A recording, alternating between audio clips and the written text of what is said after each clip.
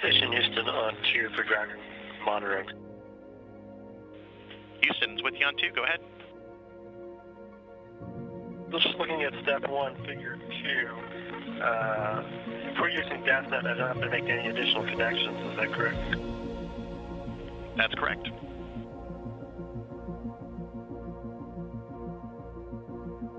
Alright, just let me know, we already checked to make sure we didn't have to reboot anything. Those SSCs are all set there, PCS should be all set, and so I'll be able to pick up a couple of step 2 steps on time. Houston copies.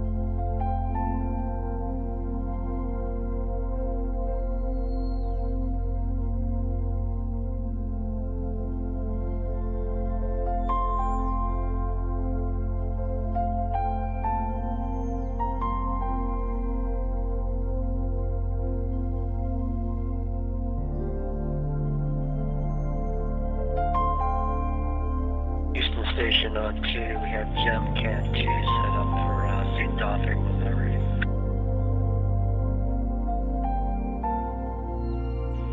Houston copies.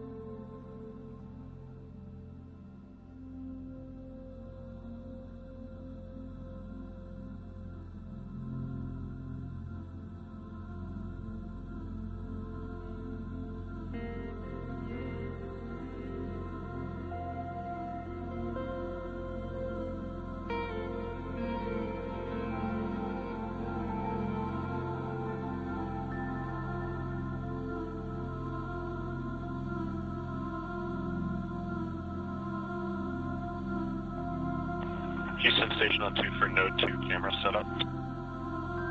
With you on 2. Looking at the execute node, it calls for node 2 camera 1. However, that is currently in use for Sultan's activities at the maintenance work area.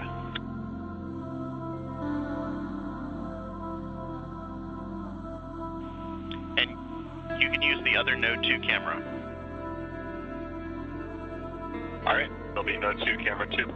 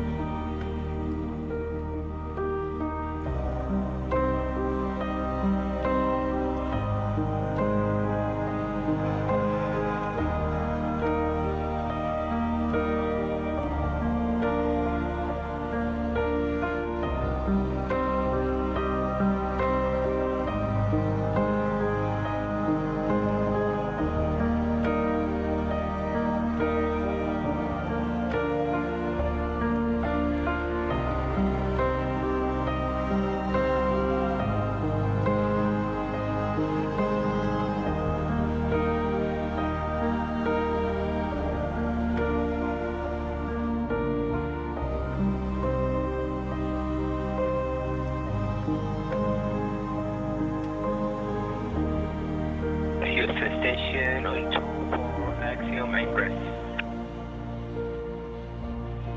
Go ahead on 2. The 3 of the crew are already suited and requesting early ingress.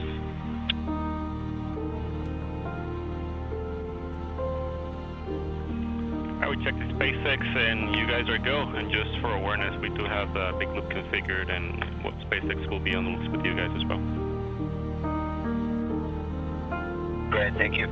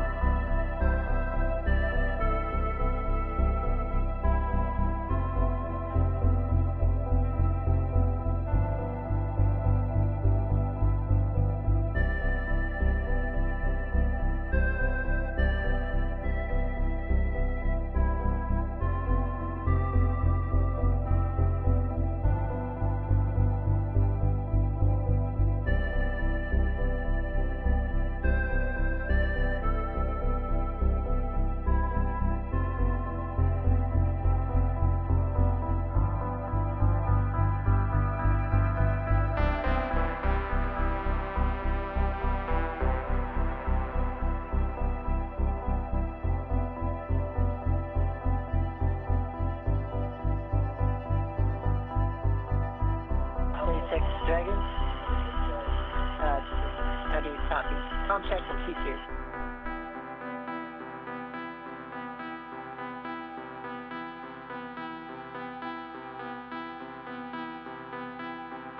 Dragon, SpaceX on the big loop. We had you 5x5, Peggy. How me?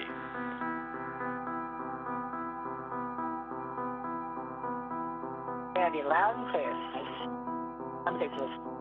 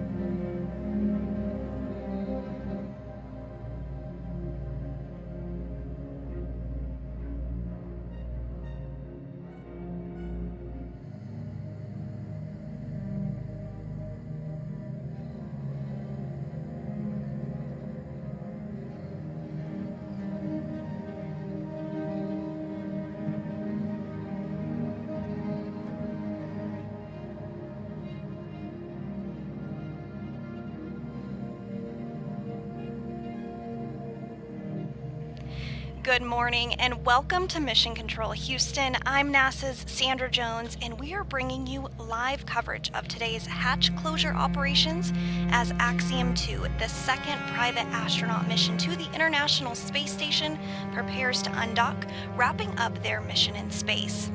This crew, which includes Peggy Whitson, John Schaffner, Ali Alcarni, and Rayana Barnawi, are stepping through the procedures ahead of that hatch closure coming up here shortly. Now, the team of flight controllers here in Mission Control Houston are being led by flight. We've had successful intercom checks for seats 2, 3, and 4. Ali will wait till after we get the next steps on the hatch configuration.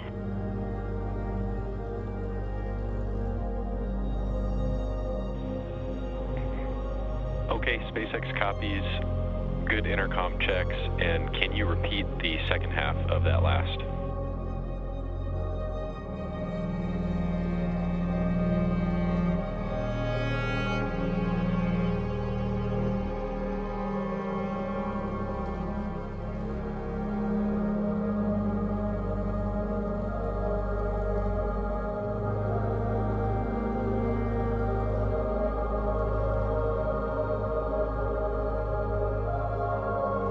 And you did hear the commander of the Axiom 2 mission, Peggy Whitson, stepping through some of those procedures, doing some communication checks ahead of that hatch closure and undocking, preparing here shortly. So the team of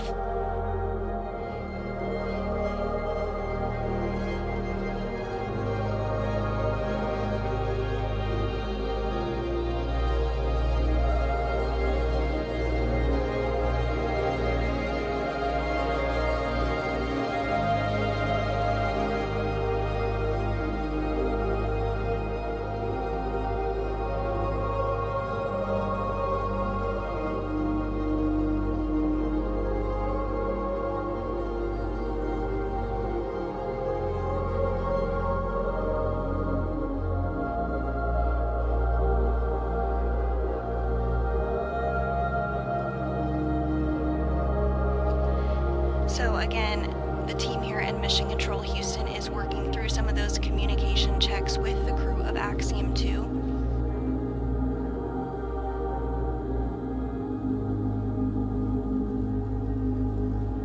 Right now there is some reconfiguration going on with the communication system, but we do expect that reconfiguration to be wrapped up here shortly, and then we'll be able to hear from the Axiom 2 crew once again.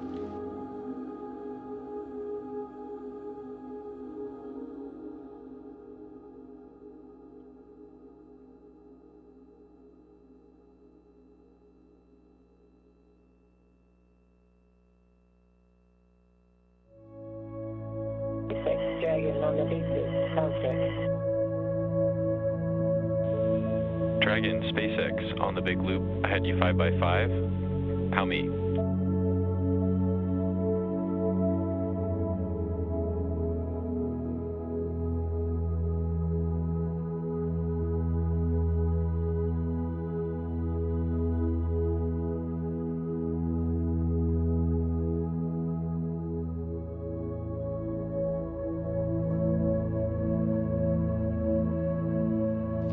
Now, as the crew continues to step through those communication checks,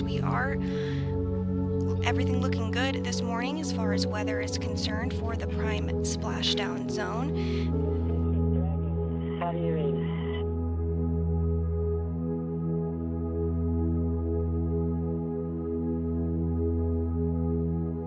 Station Dragon, how do you read?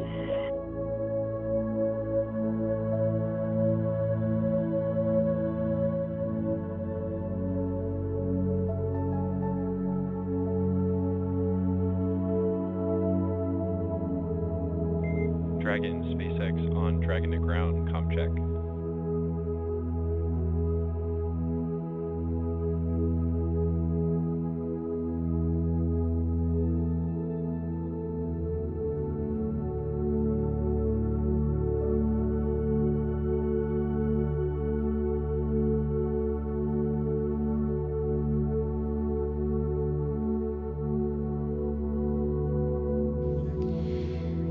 So the crew is continuing to step through those communication checks, and the team here on Mission Control, as well as in Mission Control Hawthorne, are configuring what is called the Big Loop. This is an integrated communications loop between the NASA and SpaceX and Axiom teams.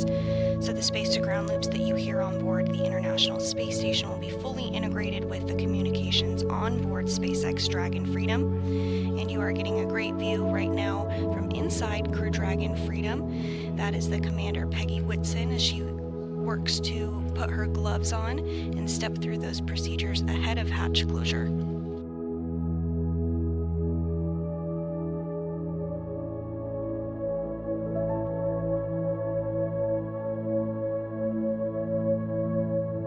The crew did get suited up in their launch and entry spacesuits earlier this morning. These spacesuits are worn during all of the dynamic operations, including launch, landing, undocking, and splashdown.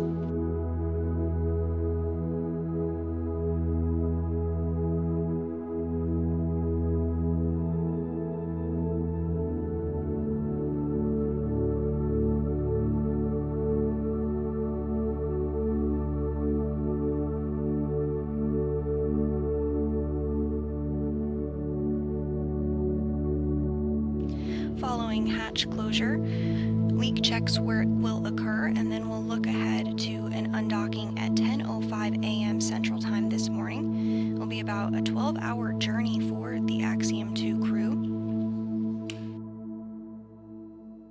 There are several landing sites that the teams are monitoring for weather, and the prime landing site as of this morning is Panama City.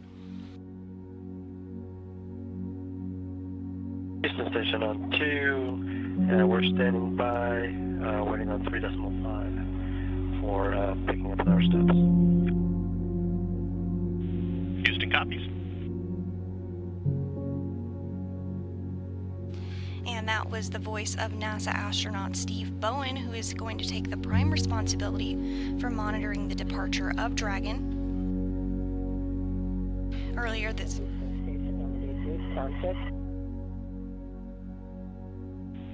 Dragon, this is Houston. We have you on the Big Loop. Okay, great. And Peggy, we are still configuring RF on our end, so it'll be another 10-15 minutes or so before you can talk to ISS from Dragon.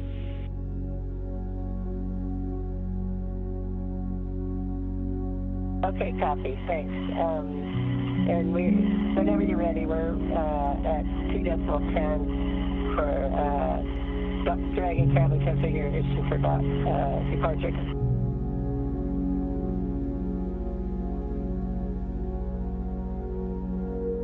Houston copies.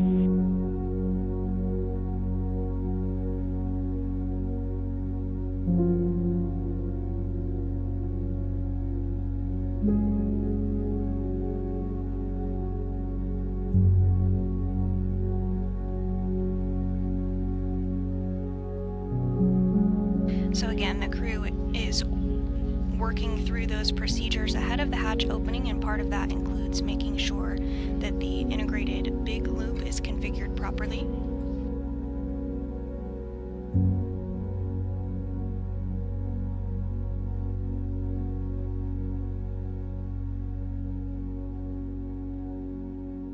Once that loop is configured correctly, we'll have some communication checks on board the spacecraft. Comm check on the Big Loop. SpaceX Dragon, we had you loud and clear on the Big Loop. And we are working 2.8 right now. Copy, Peggy. Good to hear from you. And I think I copied your last. It was that you're through 2.10 cabin configuration. Is that a good read? Actually, we miscommunicated here in the cabin, so we're at 2.8.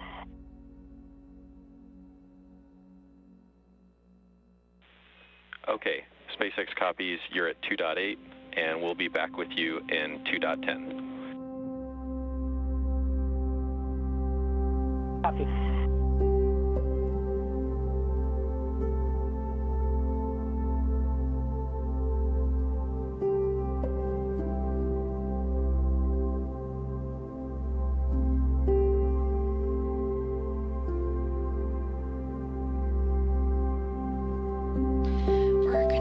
get good views inside Crew Dragon Freedom.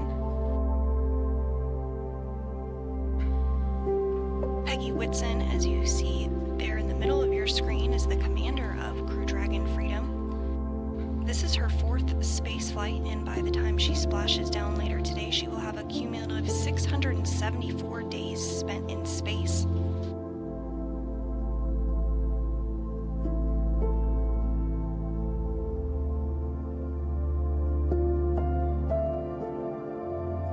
And to the right of Peggy is the pilot, John Schaffner. This is his first space flight.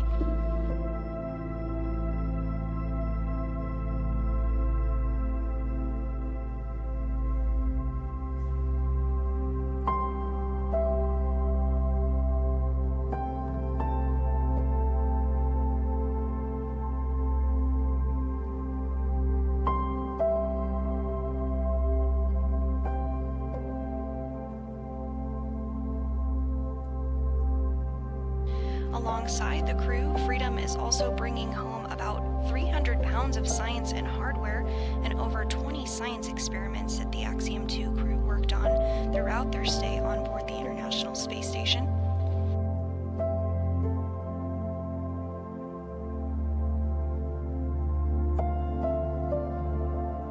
This is the second time that Crew Dragon Freedom has gone to space.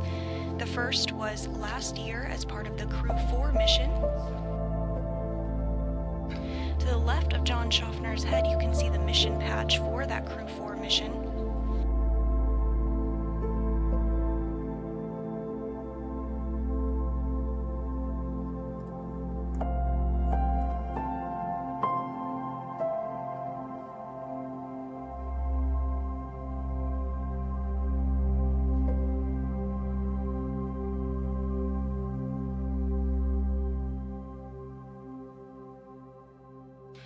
And we're getting another view of one of the other crew members inside Freedom. That is Rihanna Barnaby.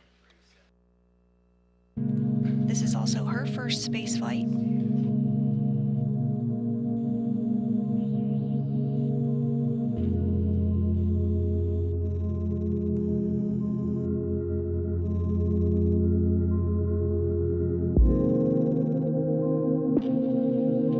As you can see, the crew is stepping through and reviewing procedures on the tablet that they have on their leg.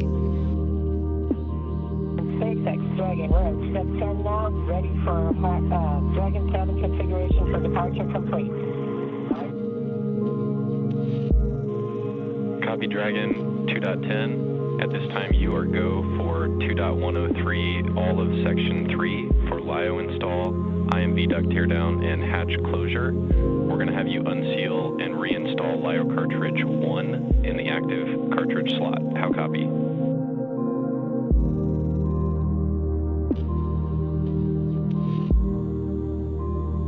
Yeah, we copy step 3, all of step 3. And Dragon, want to make sure you copied LIO cartridge 1. Thank you. LIO cartridge 1. Okay, Dragon, and one more set of instructions. When you're complete with Section 3, pick up in the hatch closed event detail and complete suit donning.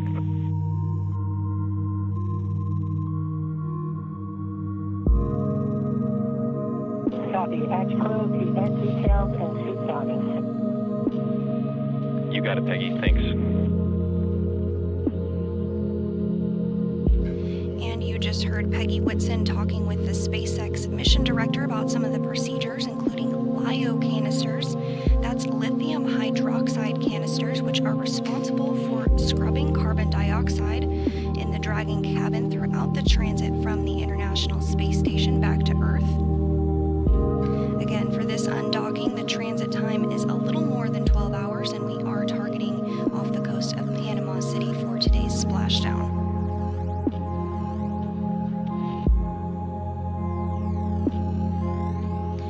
Mission Control Houston will continue to track as Axiom works their way through these procedures. We'll cover live on air through hatch closure this morning, and then we'll take a brief break while leak checks occur, and then we'll be back on the air with both Axiom and SpaceX for undocking.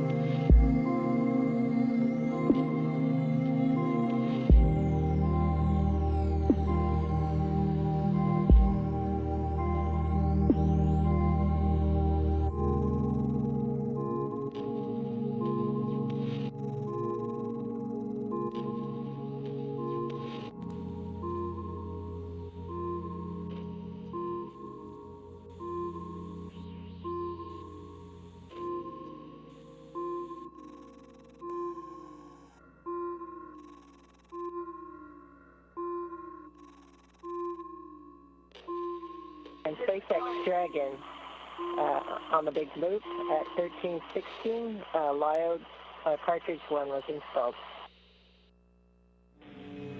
SpaceX copies LIO cartridge 1 installed at 1316. You are still go for IMV duct teardown and hatch closure. And Dragon copies will continue. 3.5.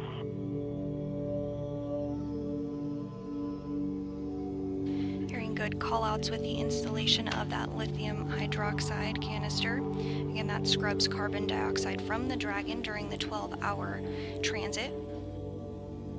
This is required because once the hatches are closed between Dragon and the International Space Station and the umbilicals disconnect and the Dragon vehicle undocks, Dragon Freedom will no longer be able to rely on the atmosphere from inside the International Space Station.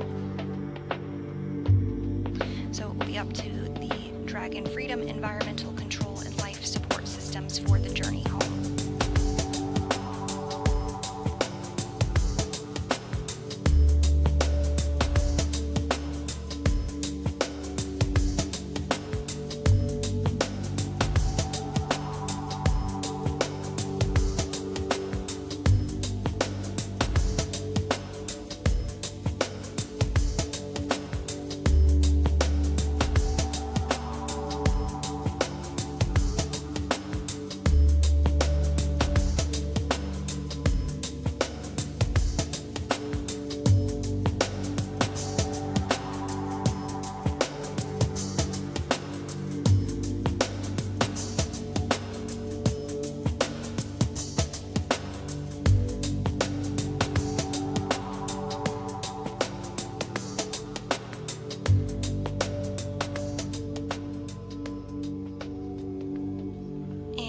Beginning to see the hatch close there in your screen.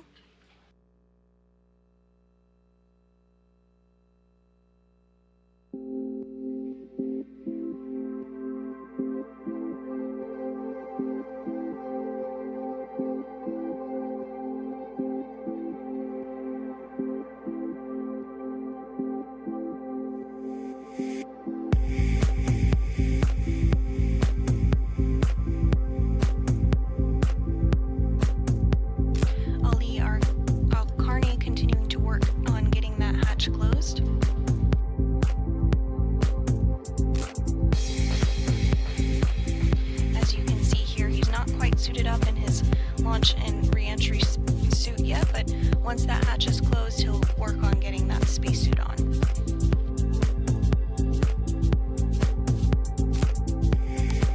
Once the hatches are closed, it takes about an hour for leak checks to occur. And a thumbs up from Ali. SpaceX Dragon cabin continuing.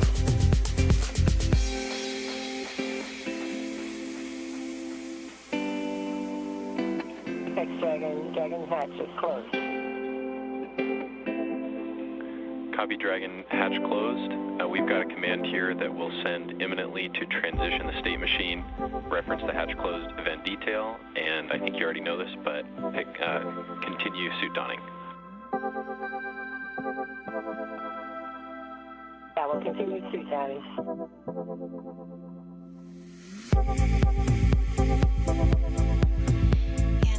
Heard confirmation from the Axiom 2 commander, Peggy Whitson.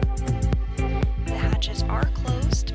The hatches between SpaceX Dragon Freedom and the International Space Station were closed at 8:20 a.m. Central Time this morning. Now a sequence of events will occur in between our coverage, which we're going to wrap up here shortly. Houston on the big loop for a comm check.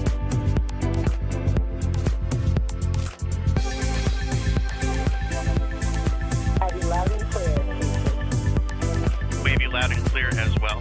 We have configured RF communications and would like you to initiate comm checks with ISS and SpaceX at this time.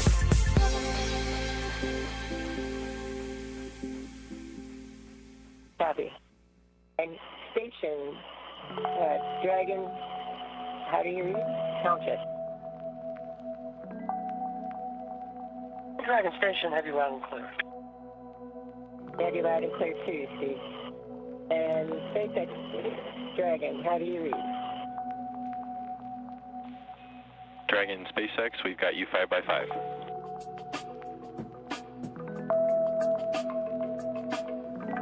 Great, they have you loud and clear as well.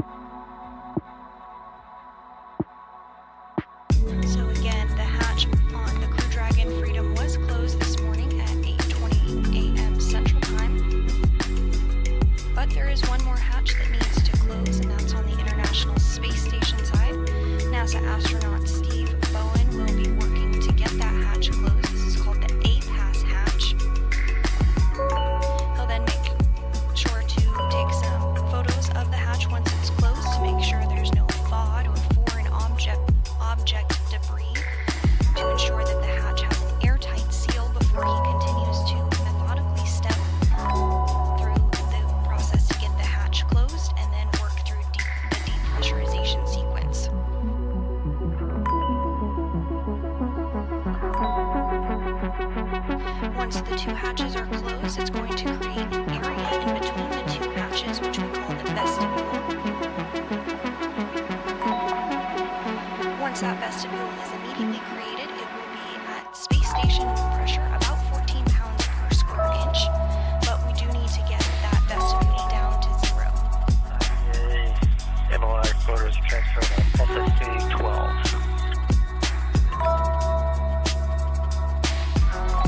Houston copies SSC 12. Thank you.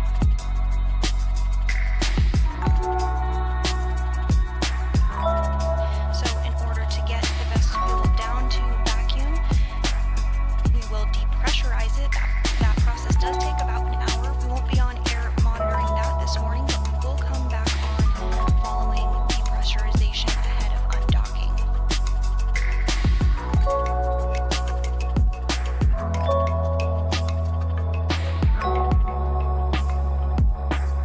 Everything's still looking good this morning for an on-time undocking at 10:05 a.m. Central.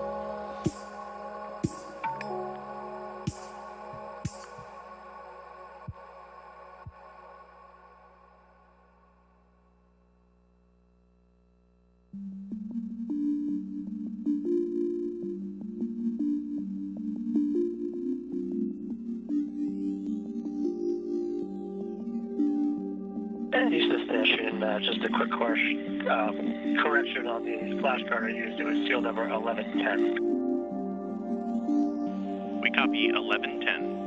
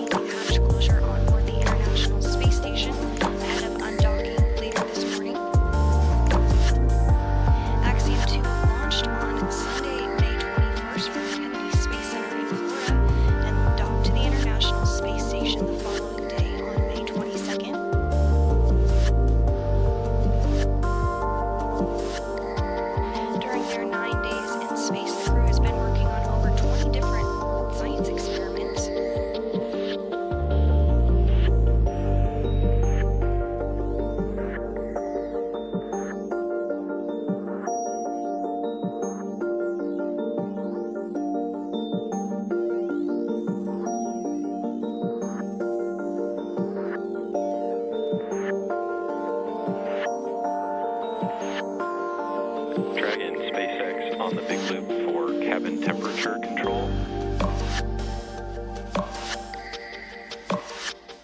Go ahead for cabin temperature. Hey Peggy, just some awareness. We commanded the hex bypass to allow crew control just now. It's on the maximum cooling setting. And a reminder that the temp control is allowed with 4.080 until pre-chill prior to deorbit.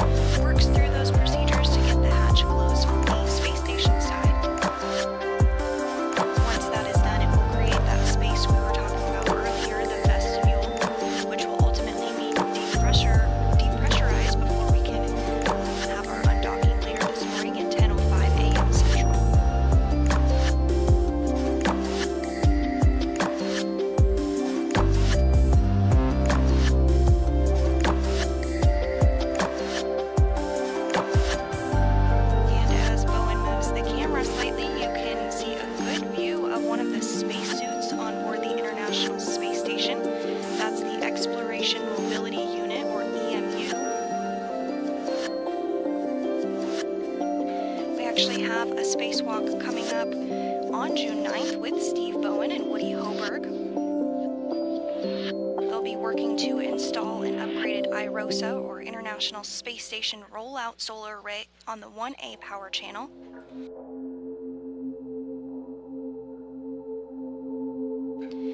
And you just saw Woody Hoberg float by in the screen there as well.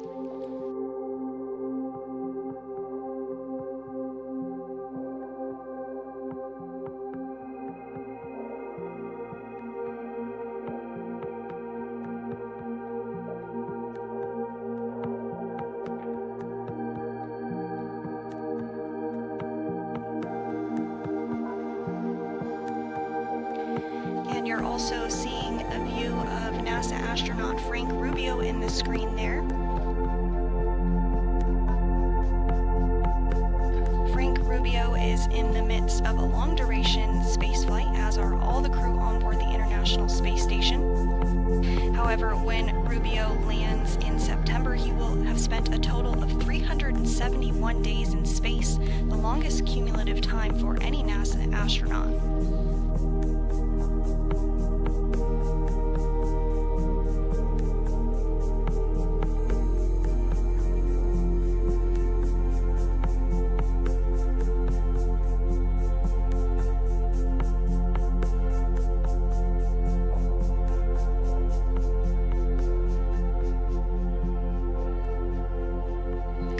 Is continuing to configure everything ahead of that hatch closure.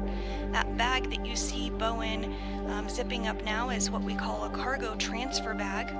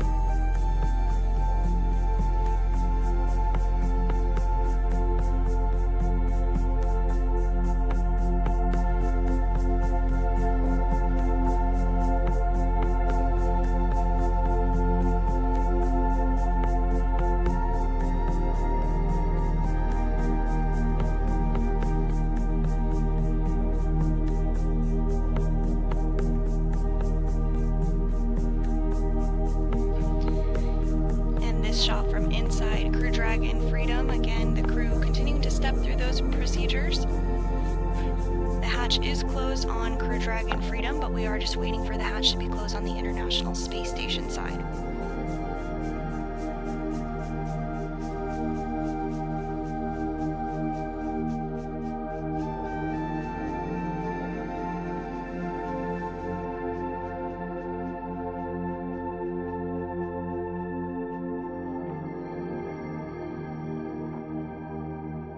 As you can see, the crew is suited up in their spacesuits. The launch and entry spacesuit, which is worn during all of the dynamic phases of the mission, including launch, docking, undocking, and re-entry and splashdown. SpaceX Dragon, all crew members are seated and do comm check. Copy Dragon, 4 crew members suited, seated, and with good intercom checks. At this time, you are go for 4.011 suit leak check, all of Section 1, and we'll meet you in 2.2.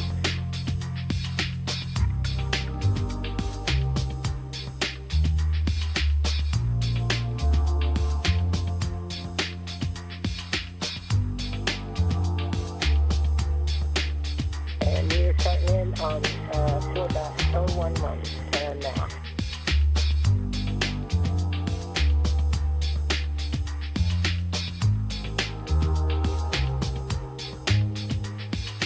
And you do see the crew inside Freedom putting their visors down. This is going to be part of the procedures to step through those suit leak checks. This is a precautionary measure just to ensure everything is looking good on the spacesuits ahead of undocking. The spacesuits do provide an extra layer of protection during the dynamic phases of the mission. It'll be about a 12-hour transit from undocking to splashdown today. The crew will have the opportunity to remove those spacesuits and get a little bit more comfortable following undocking.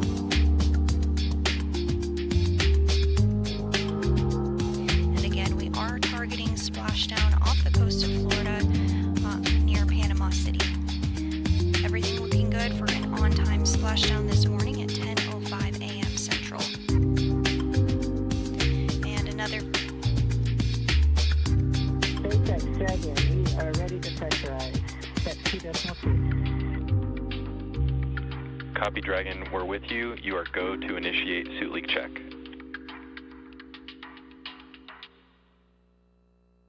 Inward.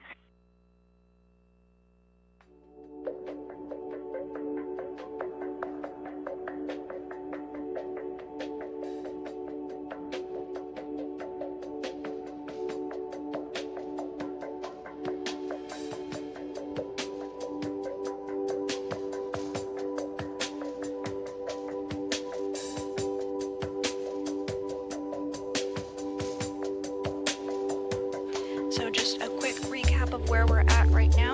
Earlier this morning at 8:20 a.m. Central, the hatch to Crew Dragon Freedom was successfully closed. At this time, we're awaiting the closure of the hatch on board the International Space Station side, that A-Pass hatch. You see NASA astronaut Steve Bowen continuing to work through procedures ahead of that hatch closure. Following this, the vestibule will be depressurized. This process takes about an hour. Assuming all goes well, Crew Dragon Freedom will undock at 10:05 a.m. Central Time this morning. We're targeting a splashdown off the coast of Panama City, Florida this evening around 10:04 p.m. Central.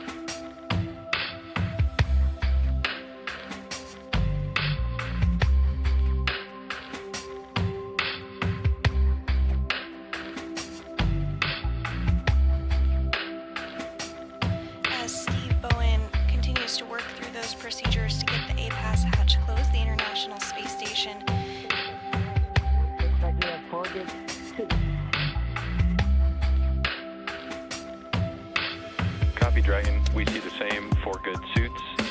Next up is vestibule depress. Stand by just a few minutes while ground teams confirm we're ready for that. Copy, stand by for vestibule depress.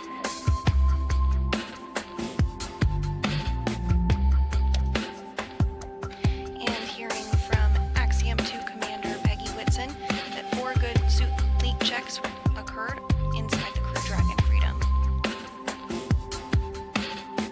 Again, Steve Bowen is continuing to step through those procedures to get the APAS hatch closed. The International Space Station is currently flying 270 statute miles over the Pacific Ocean just off the coast of New Zealand.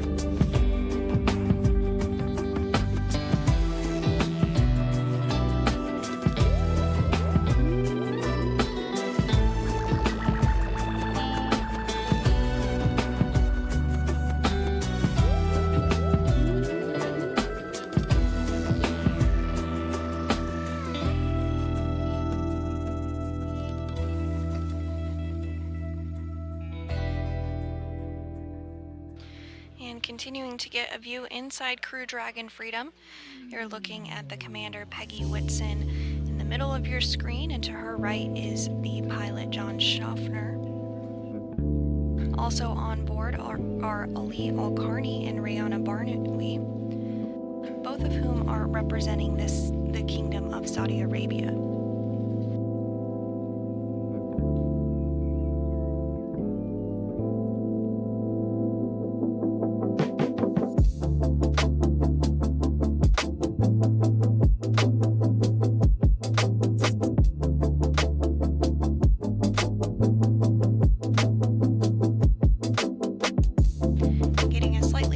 Shot from inside Crew Dragon, this one of Rihanna Barnawi on your left and pilot John Schaffner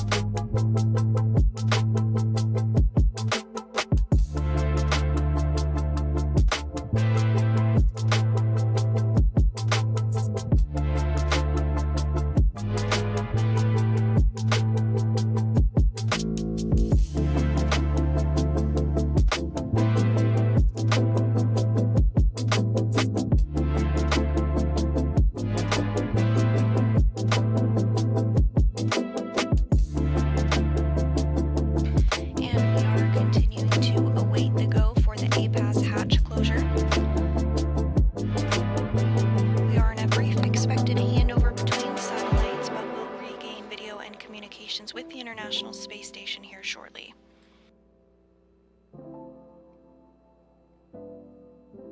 Once NASA astronaut Steve Bowen has the go to close the hatch, that APAS hatch, he'll step through the procedures to get that completed.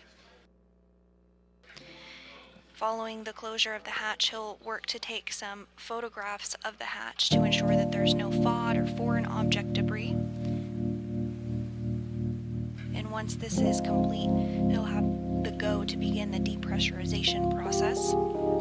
Again, that process takes about an hour, and it brings that space between the Crew Dragon Freedom and the International Space Station hatches, that space that is created called the vestibule, down to vacuum.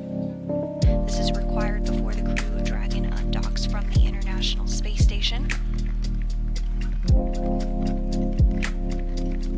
Still targeting an on-time undocking this morning at 10:05 a.m. Central.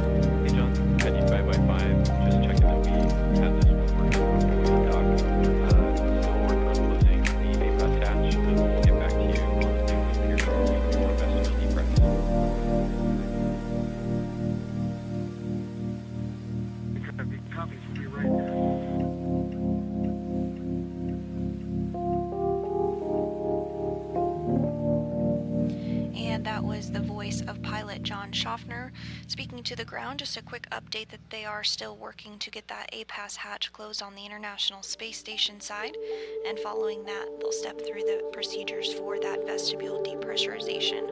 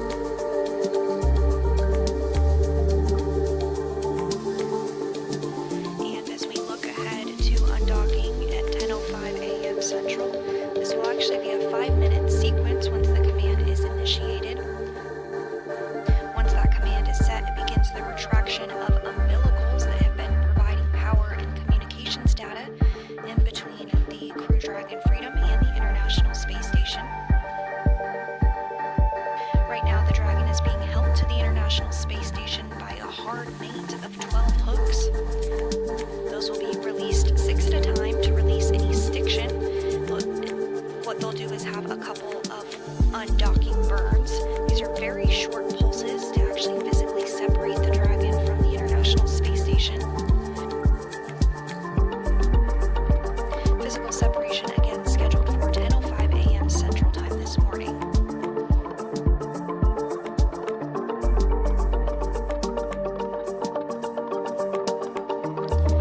continuing to get a view inside the International Space Station flight control room. The team here is working with both Axiom and SpaceX to oversee the operations that we're covering right now.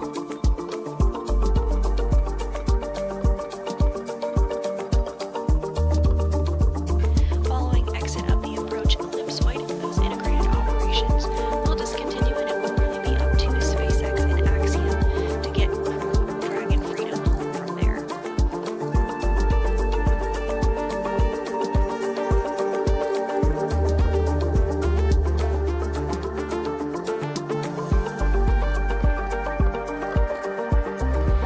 And you are seeing some flash there as NASA astronaut Steve Bowen gathers some imagery of the hatch. Again, he's checking to ensure that there's no FOD or foreign object debris that could pose a problem prior to undocking.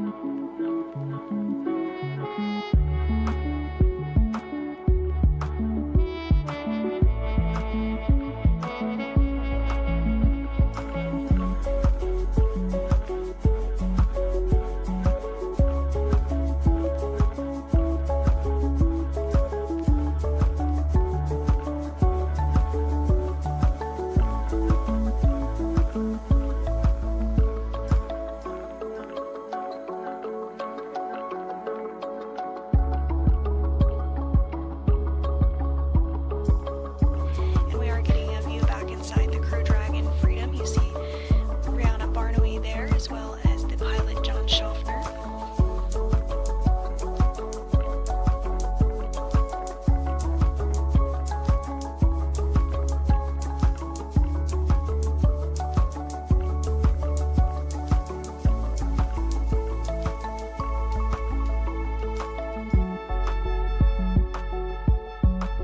On board the space station, NASA astronaut Steve Bowen is continuing to step through those procedures to get the hatch closed, the APAS hatch rather, closed here shortly.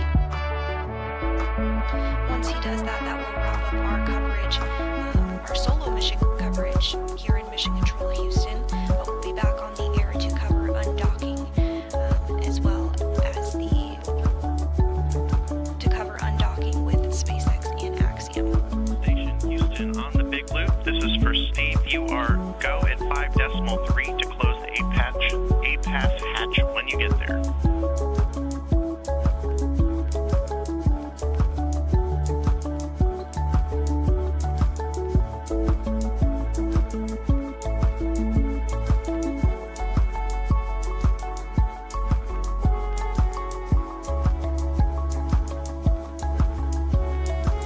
And Houston Station just completed the hatch seal inspection, and I am going to close the APAS hatch.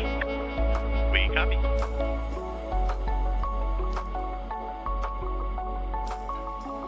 And hearing that Steve Bowen has inspected the hatch closure and has the go from the ground to go ahead and close up that APAS hatch.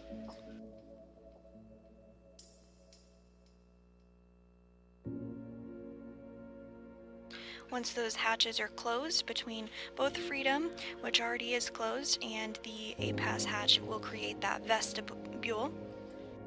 Currently it's at the same pressure of the International Space Station, just above 14 pounds per square inch, but we do need to get it all the way down to vacuum. This depressurization is a very methodical process which takes about an hour. here in Mission Control Houston will continue to monitor that while we're off air. And you do see that APAS hatch is now closed.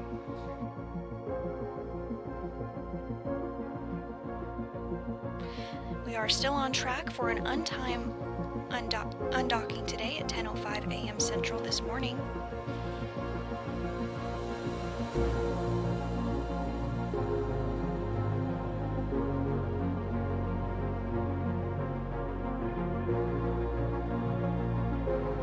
So with both the Crew Dragon Freedom hatch closed and the APAS hatch, that will do it for us for now here in Mission Control Houston. But we'll be back on the air, joined by SpaceX and Axiom for undocking coverage at 9:45 a.m. Central. So stay tuned for our coverage of that. We'll be covering the operations as the undocking occurs, and Axiom 2 heads back home after a 9-day mission in space. So until then, thank you for joining us for hatch closure coverage, and we'll see you soon for undocking coverage. This is Mission Control Houston.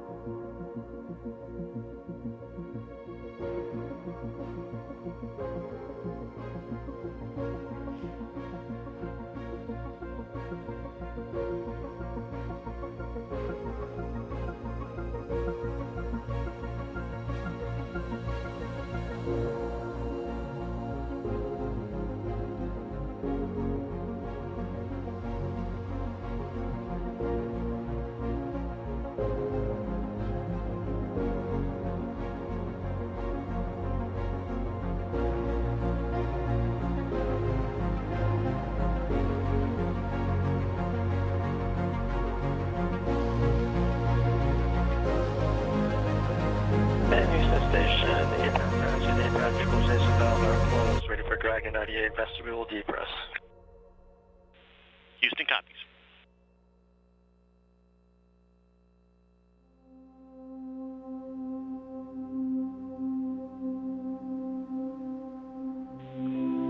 Station and Dragon SpaceX on the big and Dragon SpaceX on the big loop. Ground will initiate vestibule depressurization shortly. Dragon copies.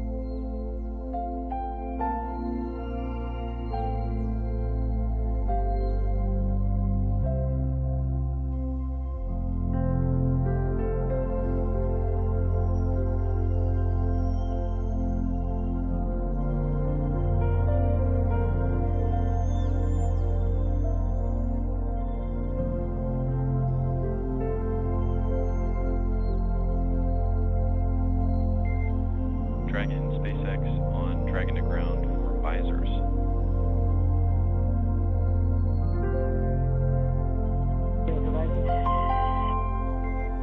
Hey, just giving y'all a heads up that you're free to keep the visors up until right before undock per crew preference. Up to you.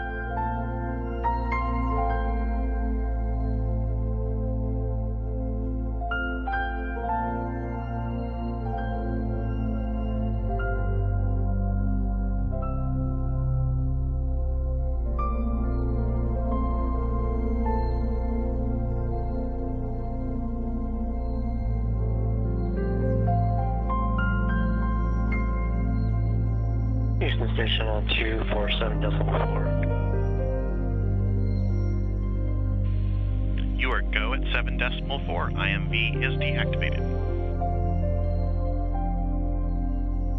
Okay, close to no 2 forward. I mean, no 2 overhead hatch.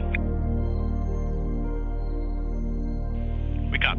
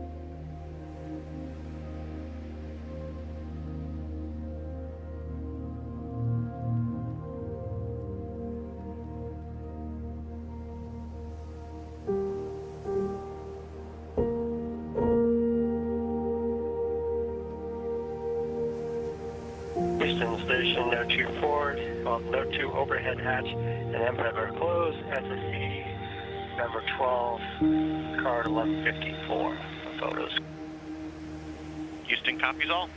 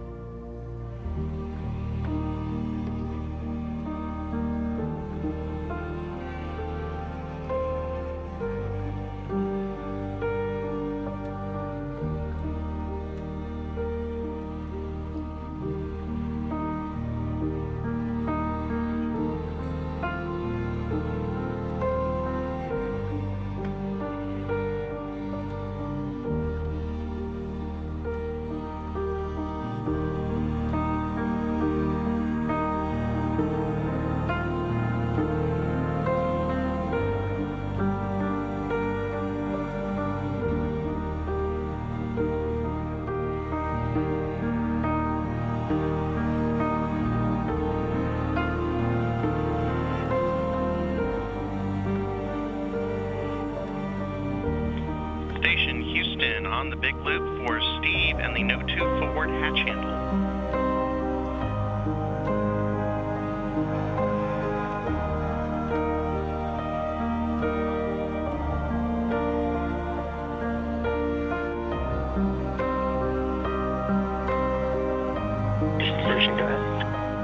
Correction on that, that's the No. 2 overhead hatch handle. We can't tell from the picture that the crank handle is in the stowed position. If you could confirm that for us, please.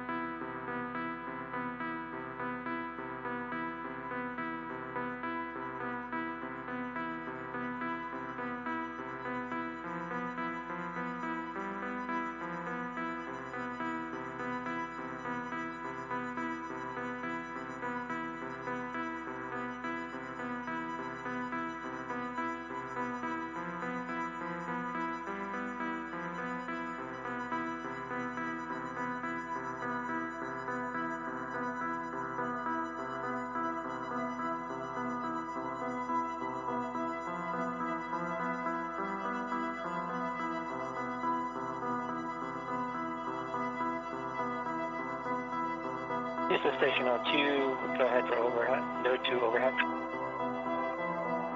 Go ahead on 2. Houston Station, I thought you called me for node 2 overhead. Yep, we're just looking for confirmation that the crank handle is in the stowed position. We could not tell from the photos.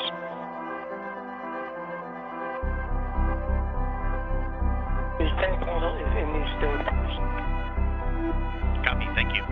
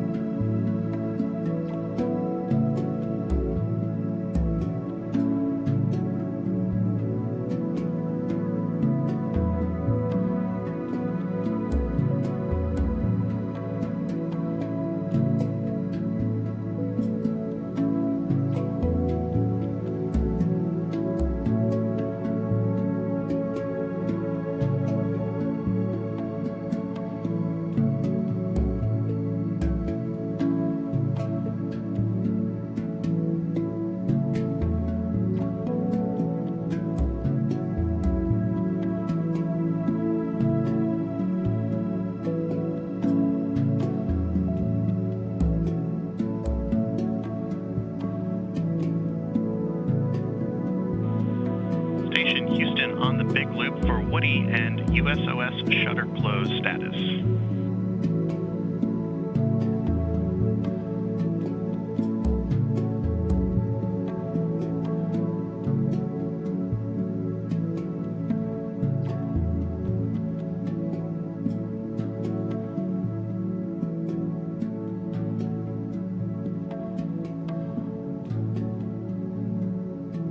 Go ahead on the big loop for Woody. Hey, we just wanted to confirm that the USOS shutter close activity on Woody has been completed in preparation for undocking. Okay, stand by.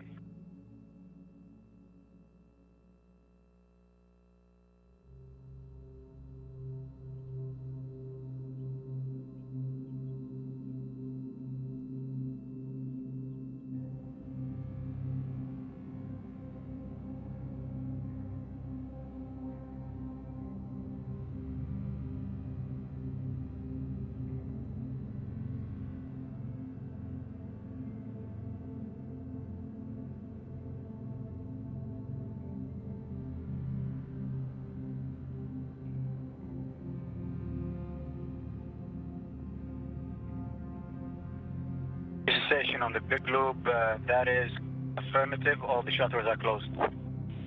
Copy, thank you.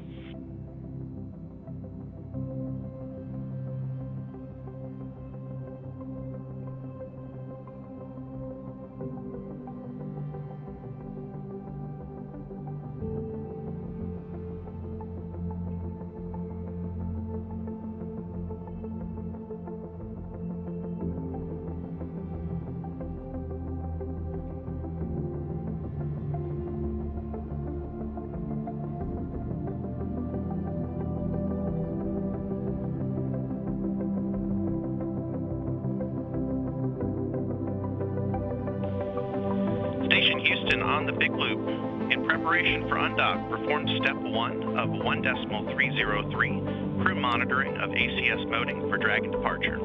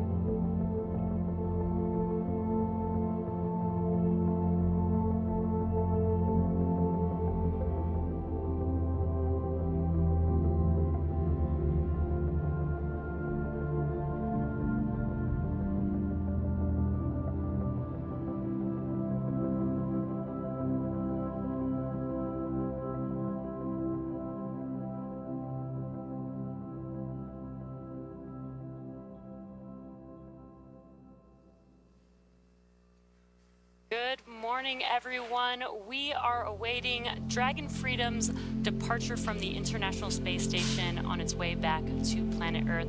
We expect Freedom to push away from the space station at 8:05 a.m. Pacific Time or 11:05 a.m. Eastern Time with the crew of AX2, Peggy Whitson, John Schaffner, Ali Al-Karni, and Rayana Barnawi, who spent the last 8 days living and working on board the space station. In preparation for departure, a short while ago, the AX2 crew suited up and the Dragon and station hatches were sealed.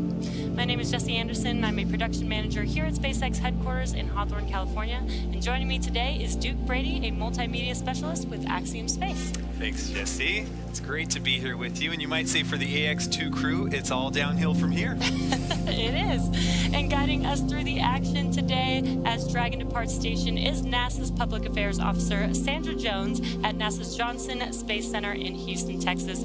How's it going, Sandra?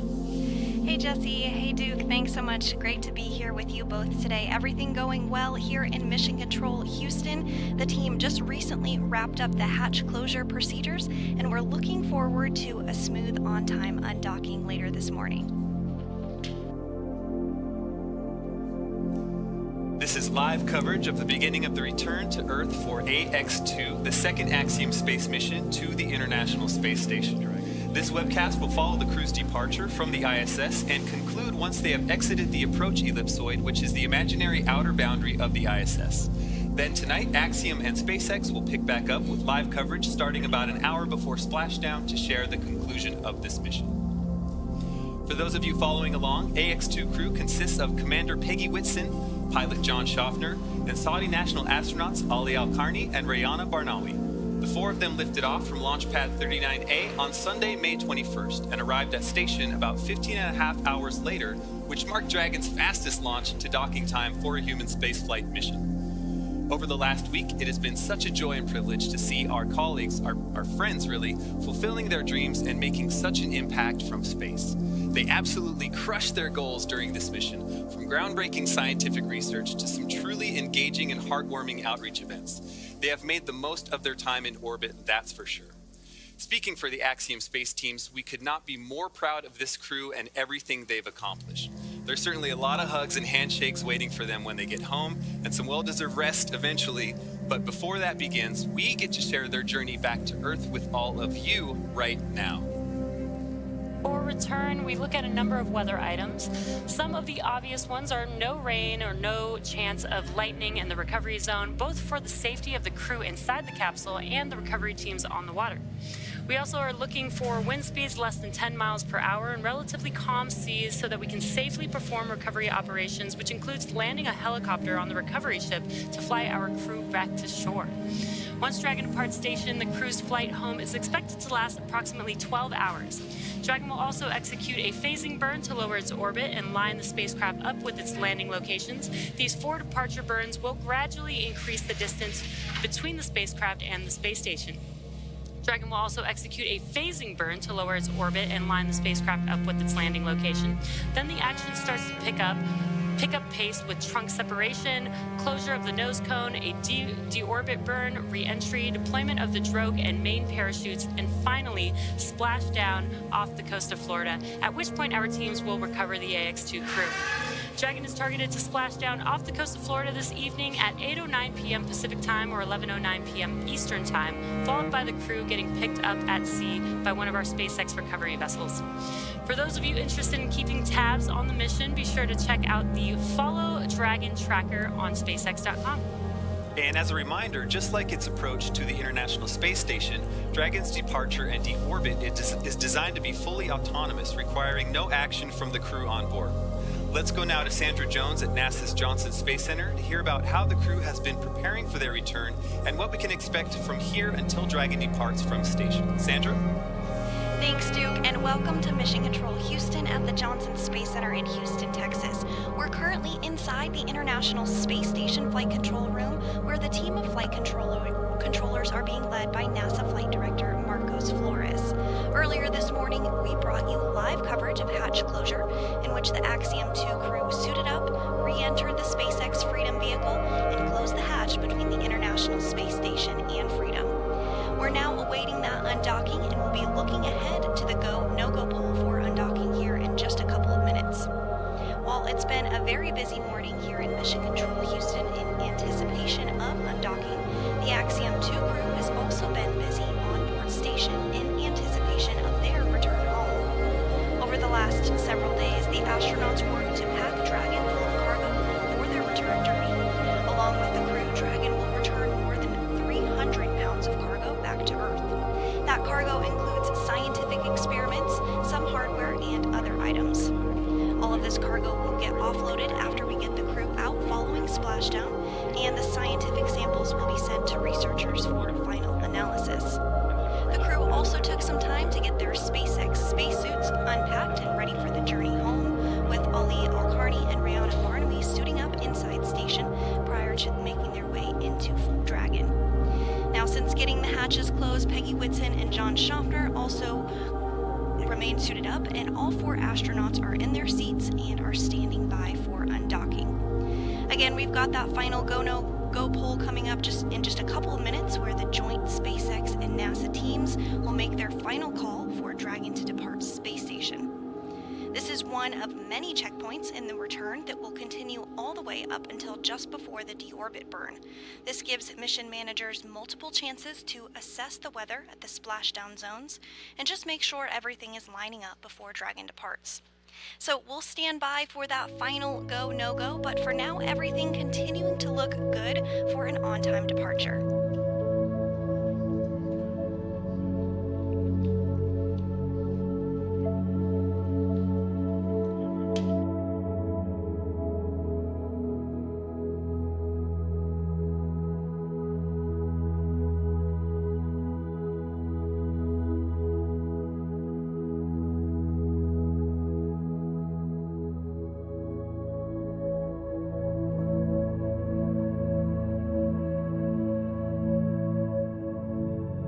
And we did hear confirmation that Dragon Freedom is go to undock from the International Space Station. Again, we are targeting 10:05 a.m. Central Time this morning for that undocking.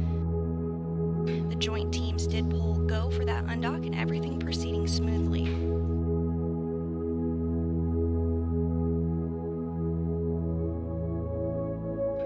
Currently, Dragon is in its final configuration before undocking.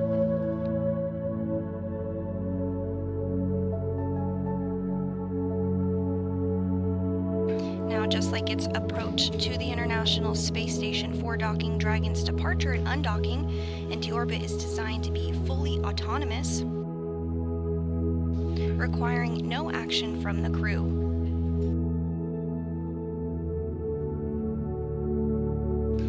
Once Dragon departs the International Space Station, the flight home is expected to last a little more than 12 hours.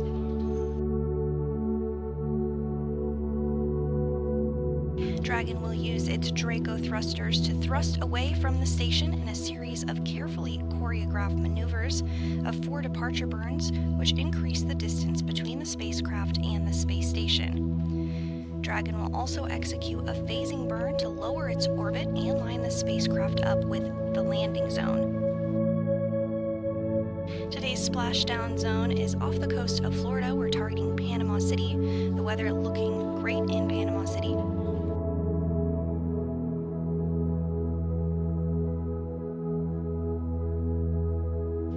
Now, following the phasing burn to lower Dragon's orbit, the action will really start to pick up with trunk separation, closure of the nose cone, deorbit burn, the re-entry burn, and then deployment of the drogue and main parachutes. Finally, splashdown will occur off the coast of Florida.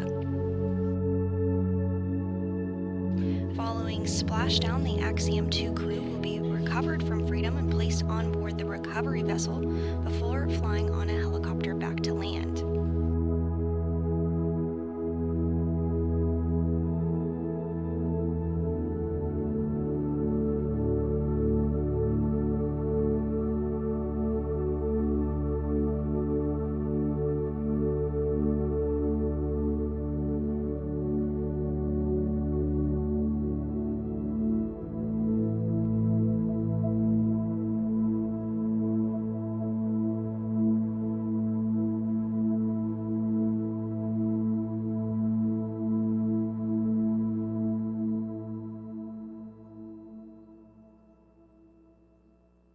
So again, we did hear that confirmation that Dragon is a go to undock. So now we are waiting for the undocking sequence to actually begin. Once that happens, it will take less than 5 minutes for Dragon to separate from the International Space Station. The first step in the automatic undocking sequence is for the umbilicals to retract.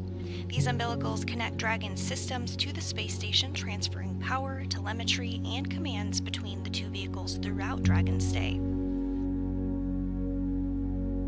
Once umbilical separation is complete, Dragon will unlatch itself from the space station by releasing the 12 hard capture hooks in 2 separate phases.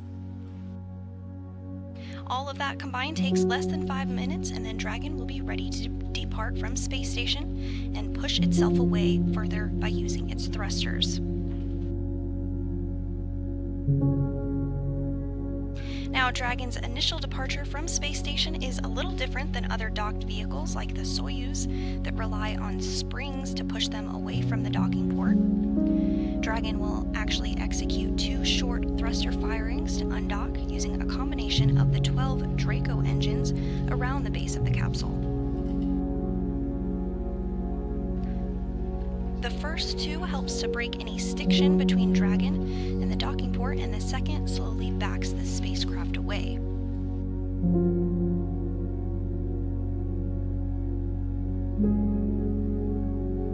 So we are expecting the call for the undocking sequence to begin in just a few minutes from now.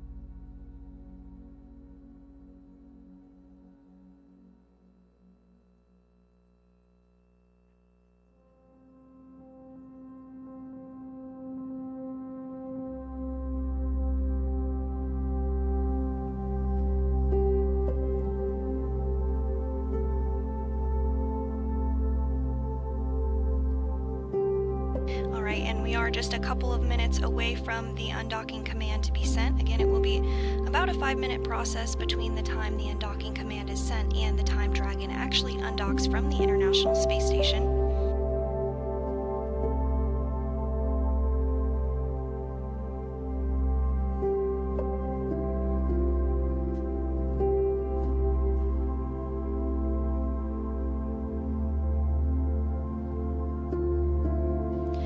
That undocking command is sent, the first thing we'll be looking for a call out for is that umbilicals will retract.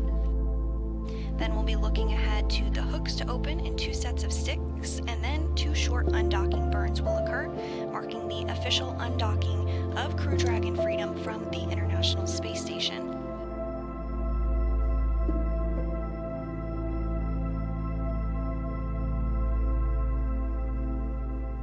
Now 10 seconds away from that command being sent.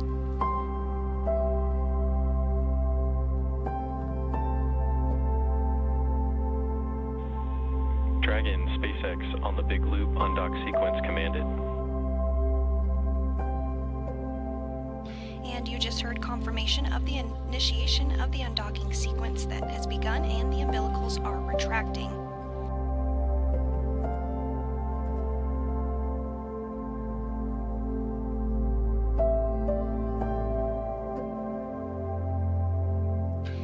Good calls on the movement of those umbilicals so far.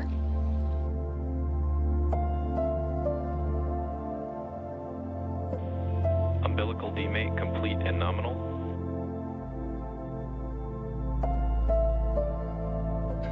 Umbilical demate was successful and as expected.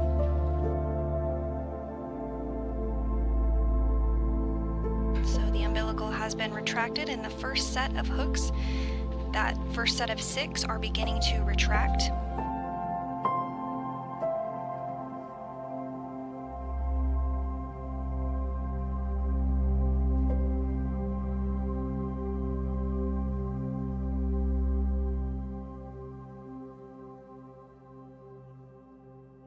Again, the umbilical has fully retracted, and the first set of 6 hooks of 12 are also retracting.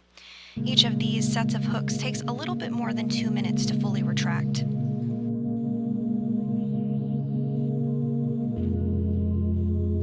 And on your screen you can see the team here in Mission Control Houston.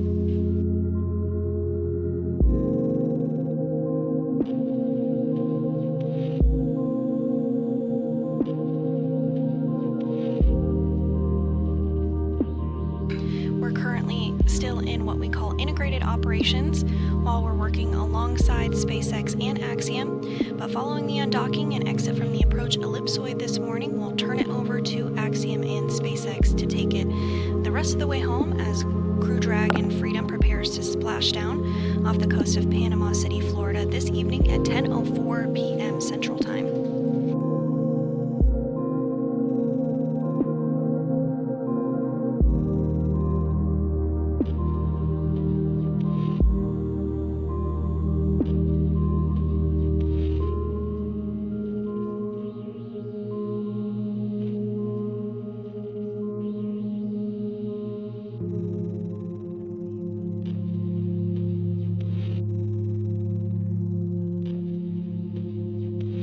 That first set of 6 hooks continuing to retract.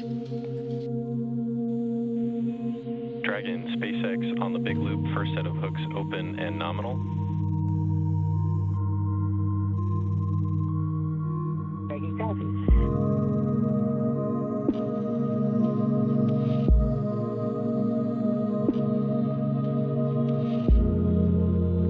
And you did hear the confirmation there that the first set of hooks have successfully retracted, everything continuing to go as planned. The second set of hooks are now in the process of retracting.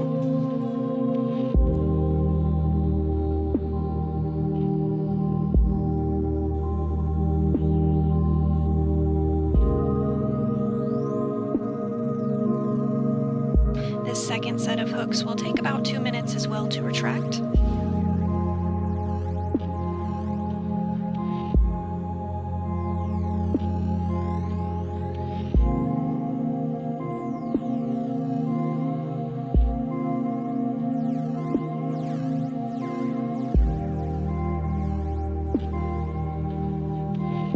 And we're about halfway through that second set of hooks.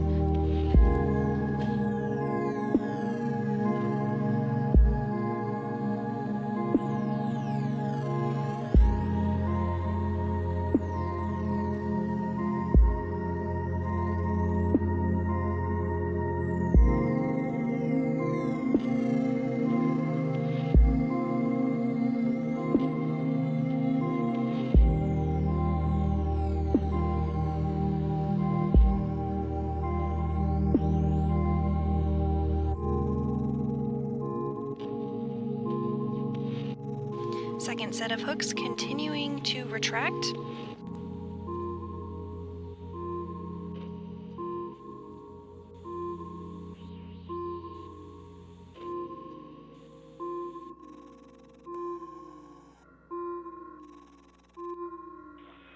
Dragon, SpaceX on the big loop, all hooks open.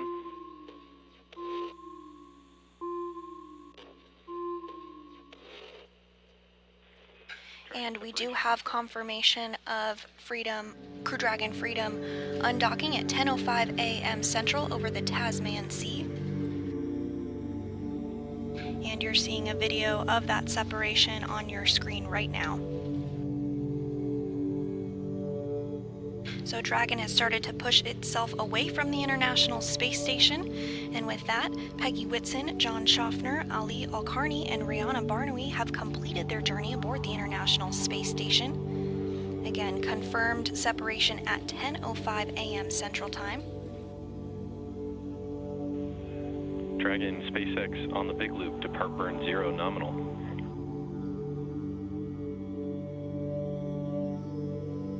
Peggy copies. Take to the hospitality. ISS.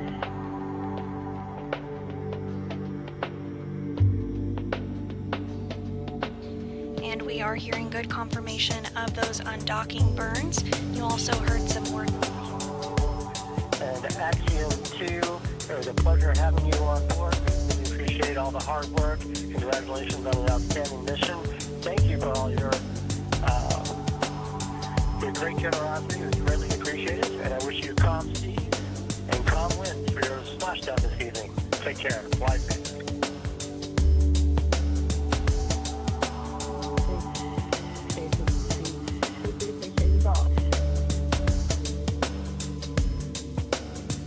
And Houston copies.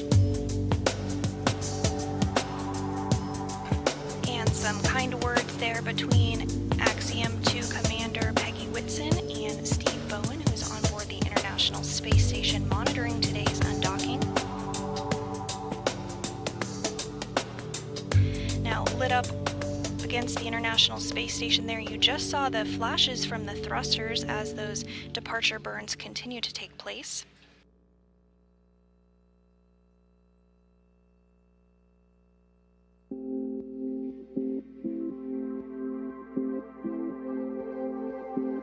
These short burns help increase the speed at which Dragon is flying away from the space station and start to send it on a trajectory up and over the International Space Station. And there you can see those thruster firings lighting up the Soyuz vehicle docked to the International Space Station.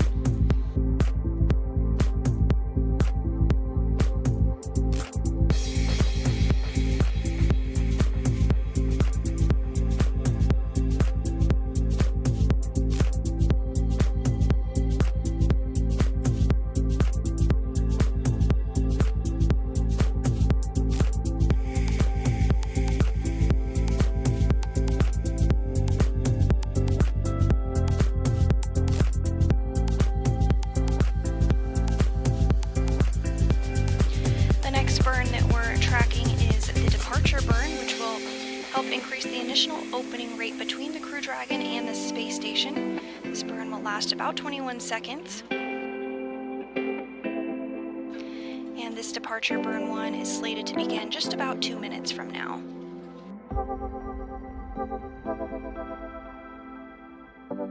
Following this burn, the crew will start to take off their spacesuits until it's time to deorbit.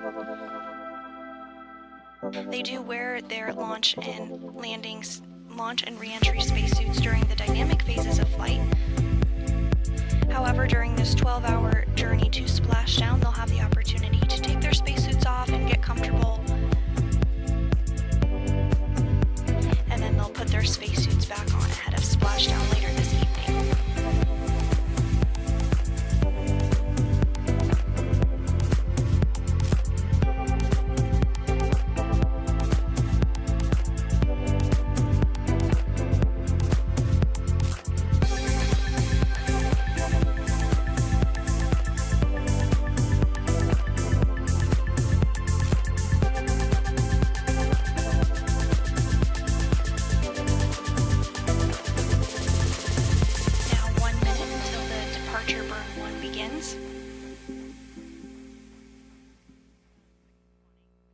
Again, this 21-second burn is going to help continue to propel Freedom away from the International Space Station. And shortly after the departure burn occurs, Freedom will exit the Keep Out Sphere. The Keep Out Sphere is an imaginary sphere which is 200 meters in radius around the International Space Station, and it's one of several safety zones that's set up to govern visiting spacecraft either arriving or departing the space station. Before moving into the Keep Out Sphere, spacecraft have to be configured where they would not cross the imaginary boundary for at least 4 orbits, even if the spacecraft were to lose all of its maneuvering.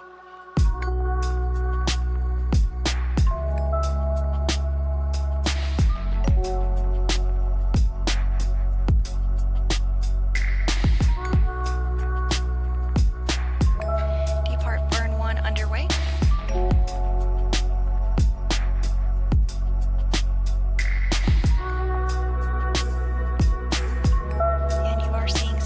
Thruster firings on board Dragon.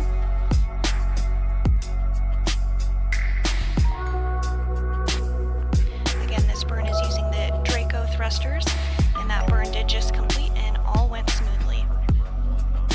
And all Dragon systems look healthy, good on dock. At this time, you are go to DOF suits in 4.012. And finally, a reminder that the big loop will be deactivated following Dragon's exit from the approach ellipsoid.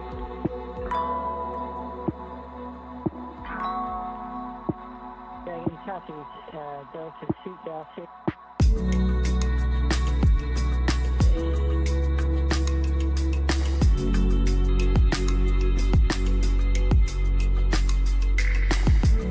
And with that call out of a successful departure burn 1, the crew now has the go to get out of their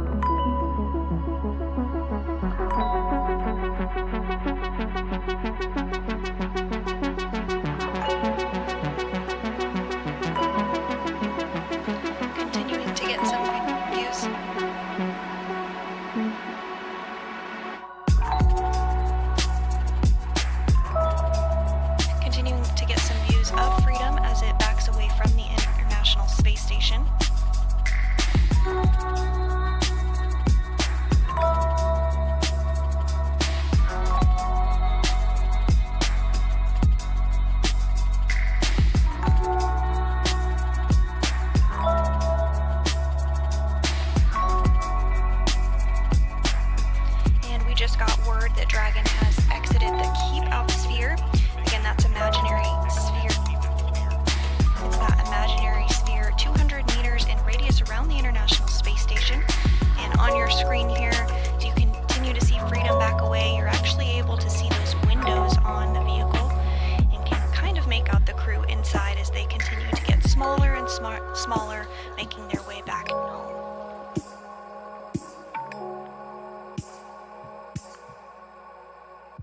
Dragon copy.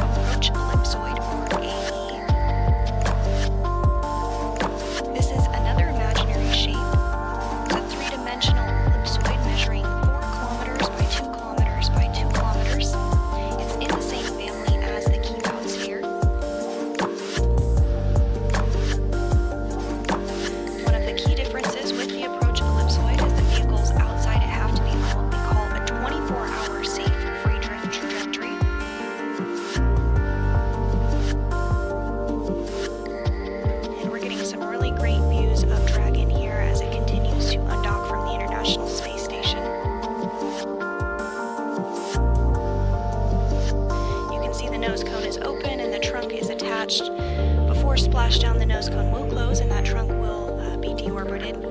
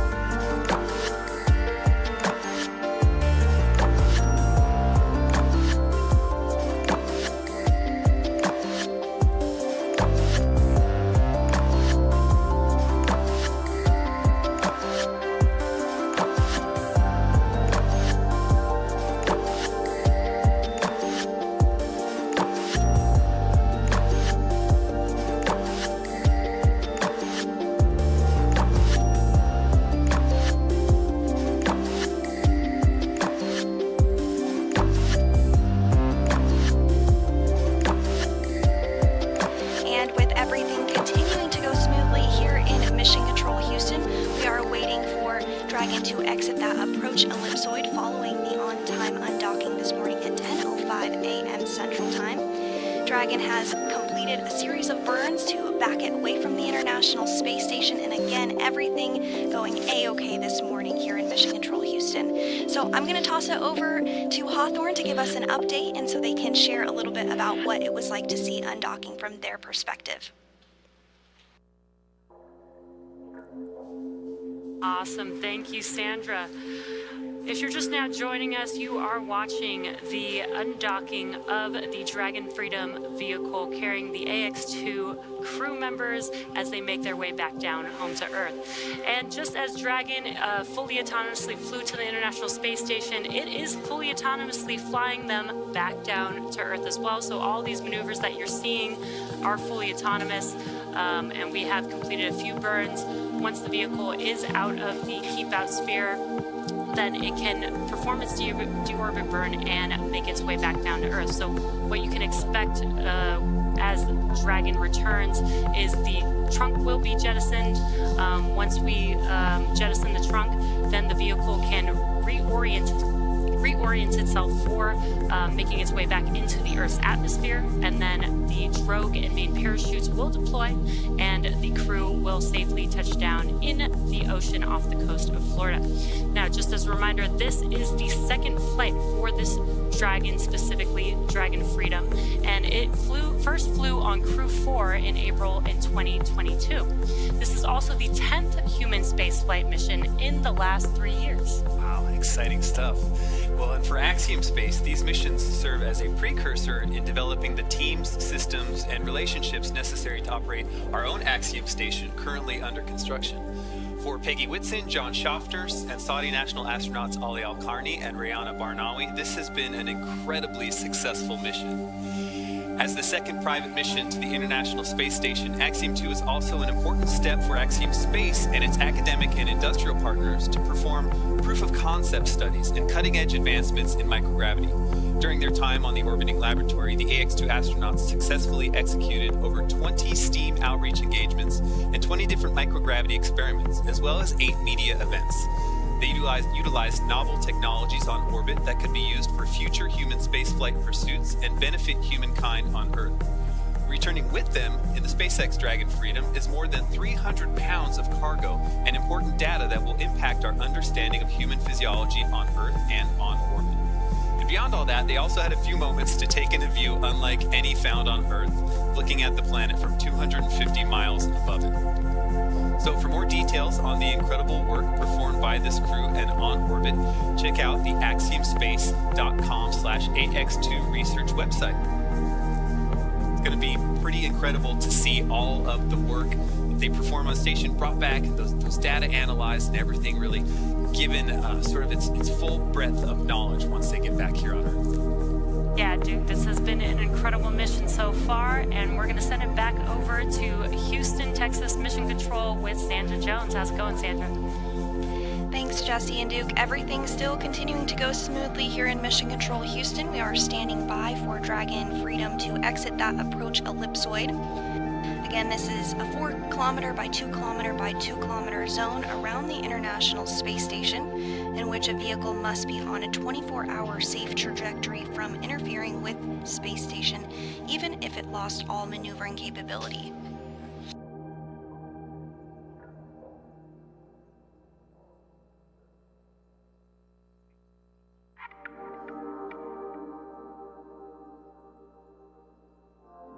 We are just a few minutes away from that expected approach ellipsoid exit.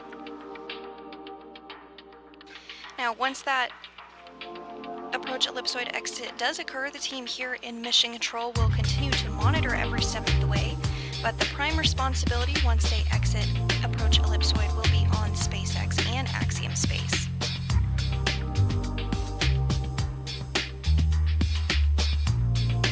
So again, just a few minutes away from approach ellipsoid exit, we are targeting that exit for 10:25 a.m. Central.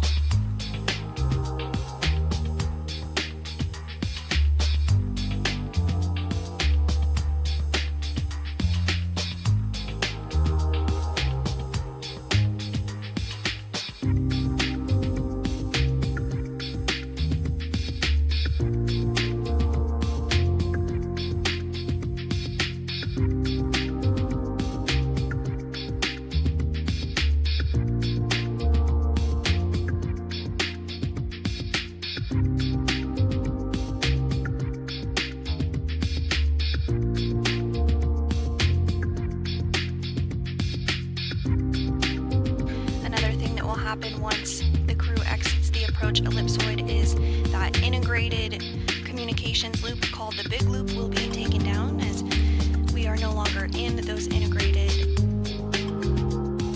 communications.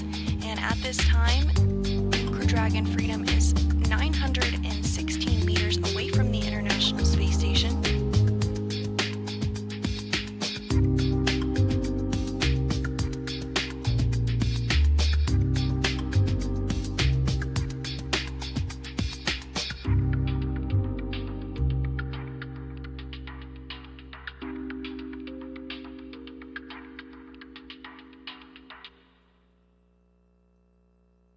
Just about a minute until expected exit from the approach ellipsoid.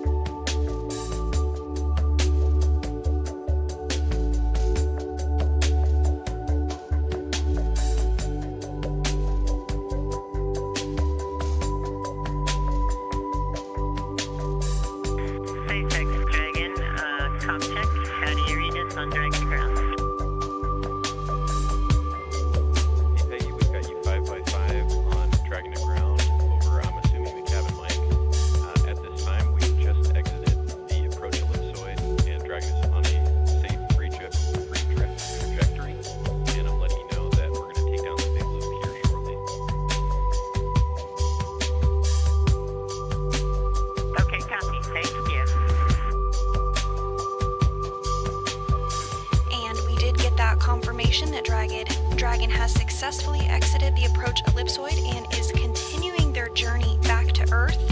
So with that, from here in Mission Control Houston, we will conclude our coverage of this mission and hand it over to the teams at SpaceX and Axiom to take it from here. Thank you so much for joining us for our coverage today of hatch closure and undocking. Until next time, this is Mission Control Houston.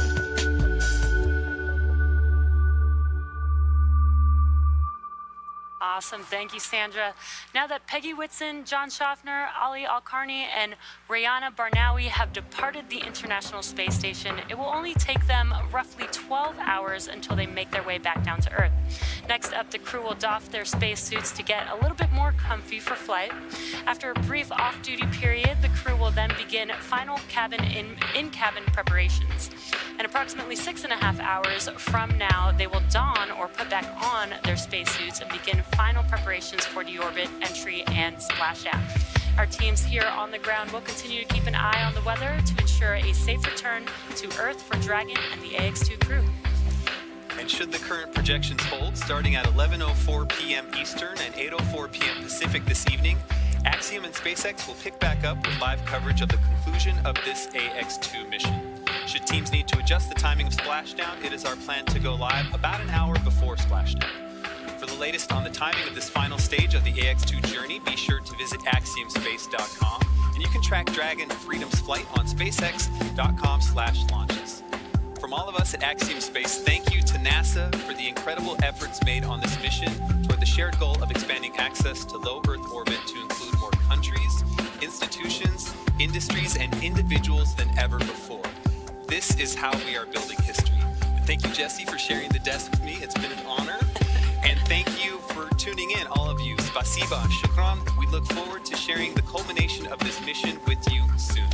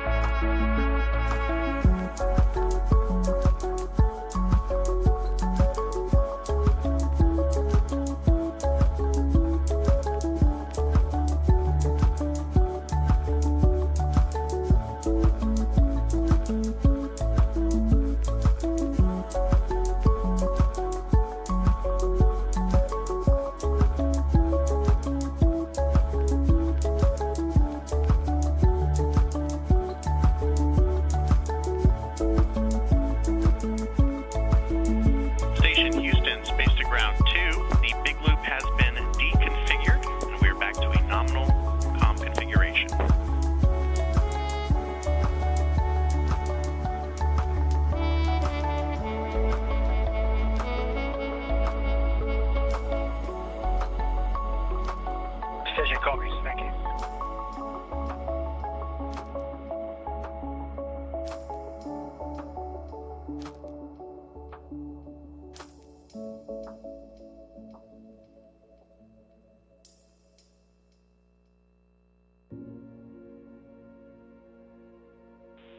And Station Houston, space to ground 2 for Woody and PMM cleanup.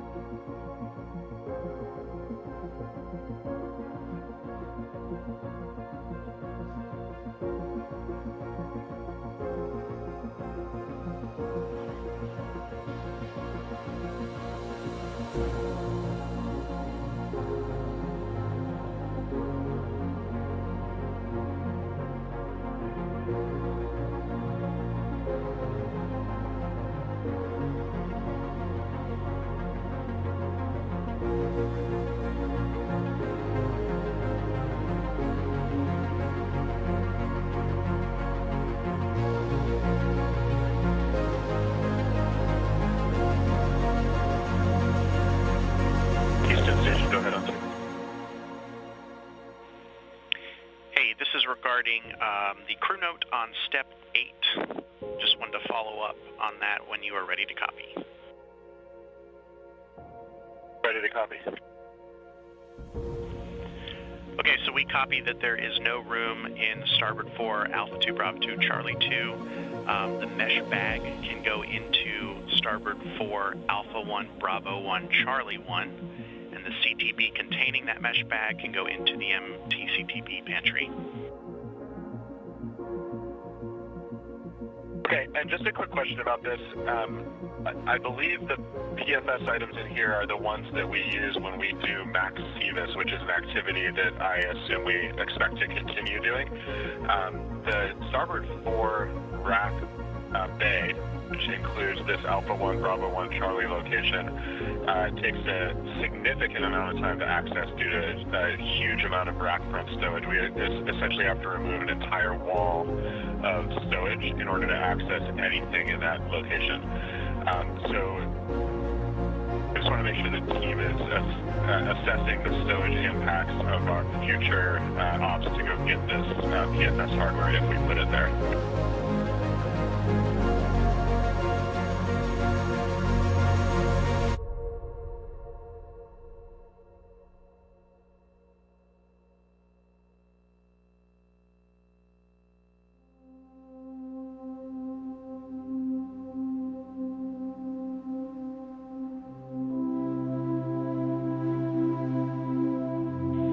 Okay, we copy the feedback on that. We will not need this hardware anytime in the next 30 days, but we're going to reassess the future stowage location of it, and we'll get back to you.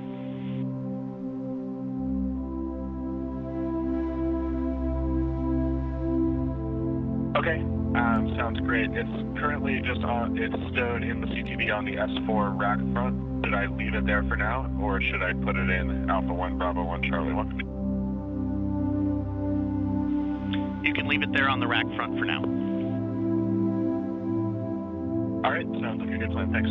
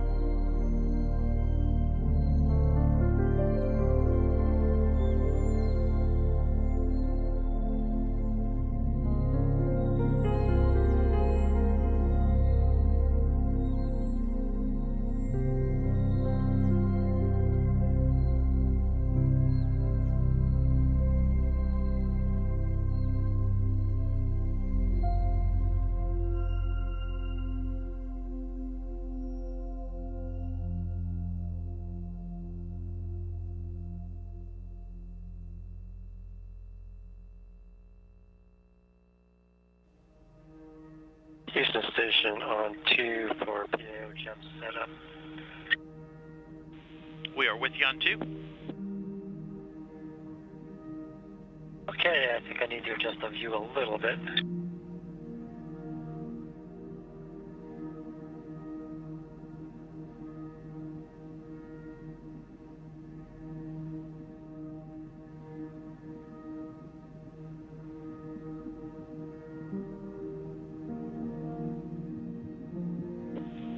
Hey Steve, that view looks good and we are standing by for a voice check.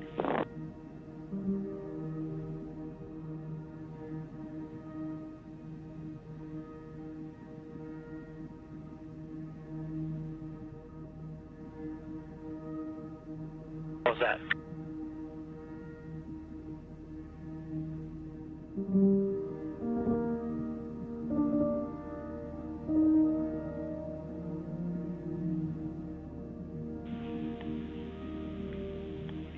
Steve, we've got good scene and voice. Thank you for that. And just a reminder that you can log in on VCTV and call BME TV to view the questions for today's event.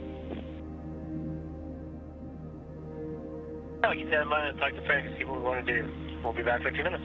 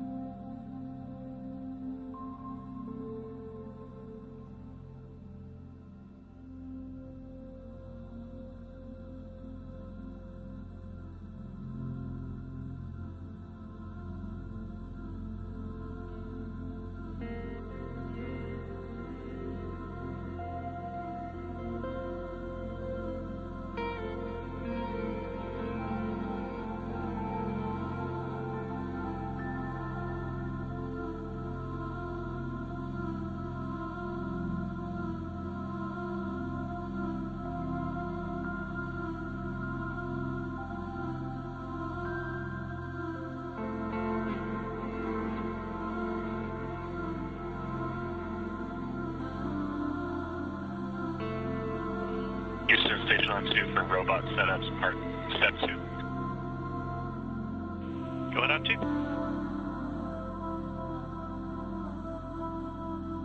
Alright, I got here and I found that switch, the power switch in the on position already. I went ahead and cycled it off, then back on, but I'm not getting a green RHC ready light. That light is OFF off. I traced some cables and I found the P2, pop it to USB cable that's labeled to SSC disconnected. So I'm just wondering what USB port that belongs in. We're checking.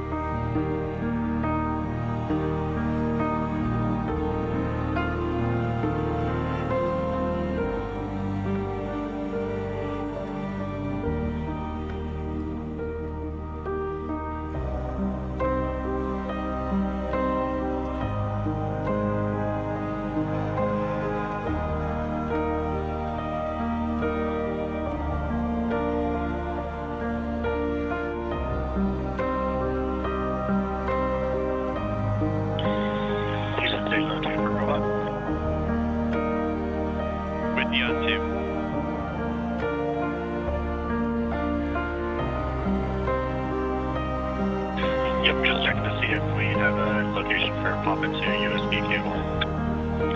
We sure do. This is per the picture that is in the procedure. It's figure 1, around step 1.2, but it is the left front side of SSC 8.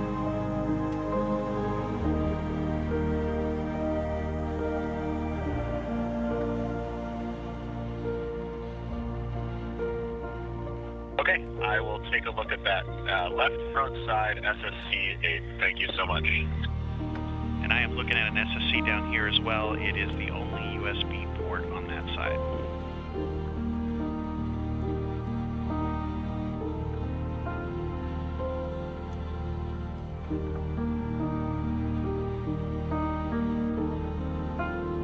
Okay, yep, got it. And my apologies, I should have seen that figure. I was just doing steps 2 and 3, but I should have scrolled up. Thanks for pointing me to the right place. No worries at all. That's what we're here for.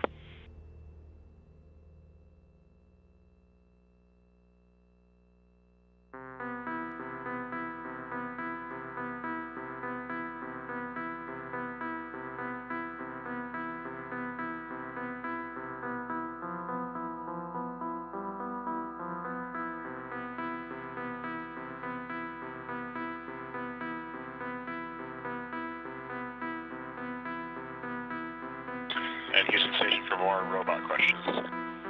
Go ahead. Okay, both SSC-8 and SSC-22 appear to me to be powered on, but they are unresponsive. SSC-22 has a black screen where I can see the backlight in the LCD, but otherwise unresponsive. And then SSC-8, it looks to me like the LCD is completely unpowered, but I see LED lights in the power key and the Wi-Fi and audio mute keys. Okay, we copy all and we're checking.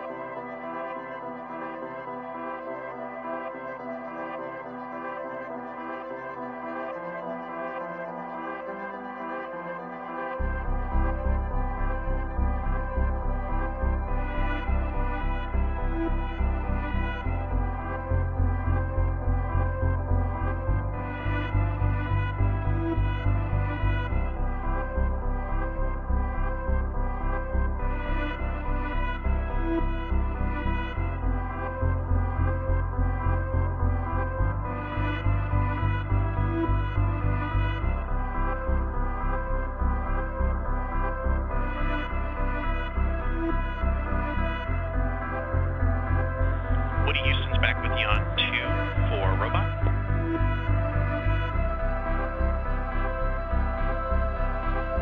When you have 2.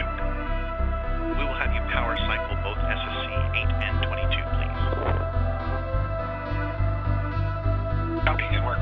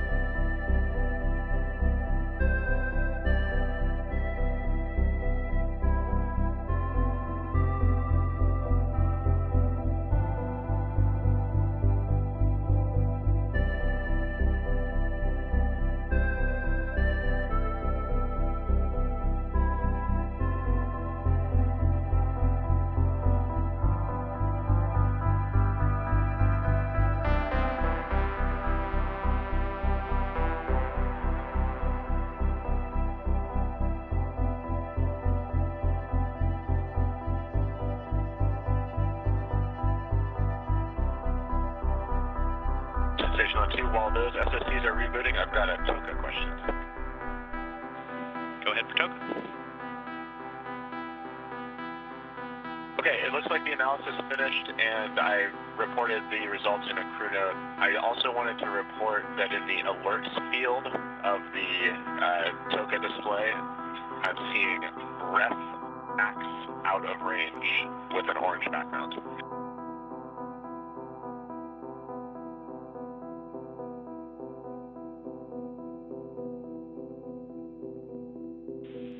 Woody, could we have you repeat the message that you're seeing, please? Confirm. The alert, it's in the alerts field, and the text is ref, R-E-F, max, M-A-X, out of range.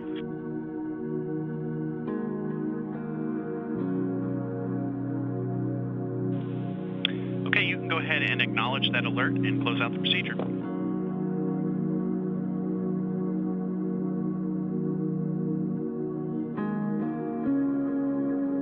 Okay, I copy. Thank you.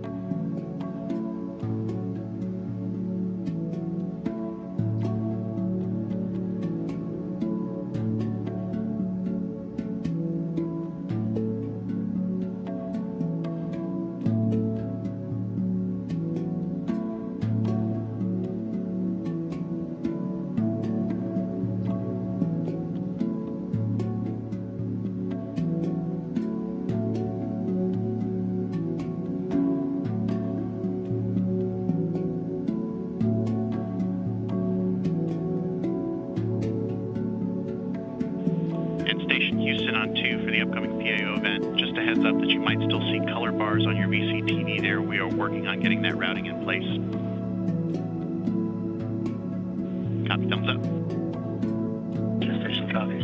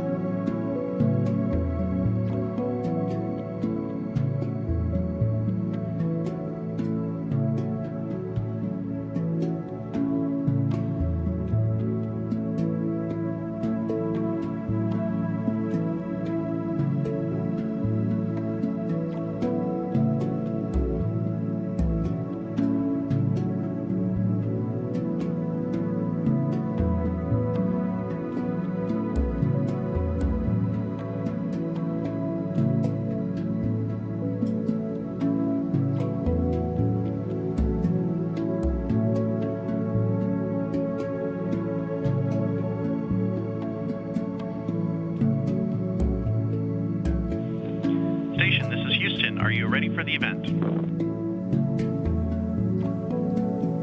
And Houston, this is Station. We are ready for the event. Houston, ACR. This is Mission Control Houston. Please call station for a voice check. Station, this is Houston, ACR. How do you hear me? And Houston, ACR. We have you loud and clear.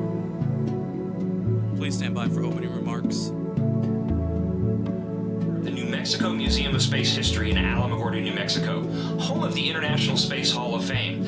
We'd like to thank the folks at NASA for giving us this downlink opportunity, and especially the crew of the International Space Station for taking time out of their extremely busy schedules. We've been working this spring with students from the Alamogordo, Cloudcroft, Hondo, and Ruidoso school districts. And so, without further ado, let's get to their questions. Hi, my name is Tyler, and my question is, how does the Canadarm work? And Tyler, I haven't had that question in a while because the Canadian arm is really amazing, and people don't think about it, but it actually has electric motors, which on Earth could never, ever do the work it does in space. So it's a very delicate machine. It actually also has 7 joints, which is one more joint than you need to put the arm in any configuration you want. So it's a pretty amazing piece of machinery, and Canada built the original space shuttle arm, they built this arm, and they're building the arm for our next project, the Gateway outside the moon.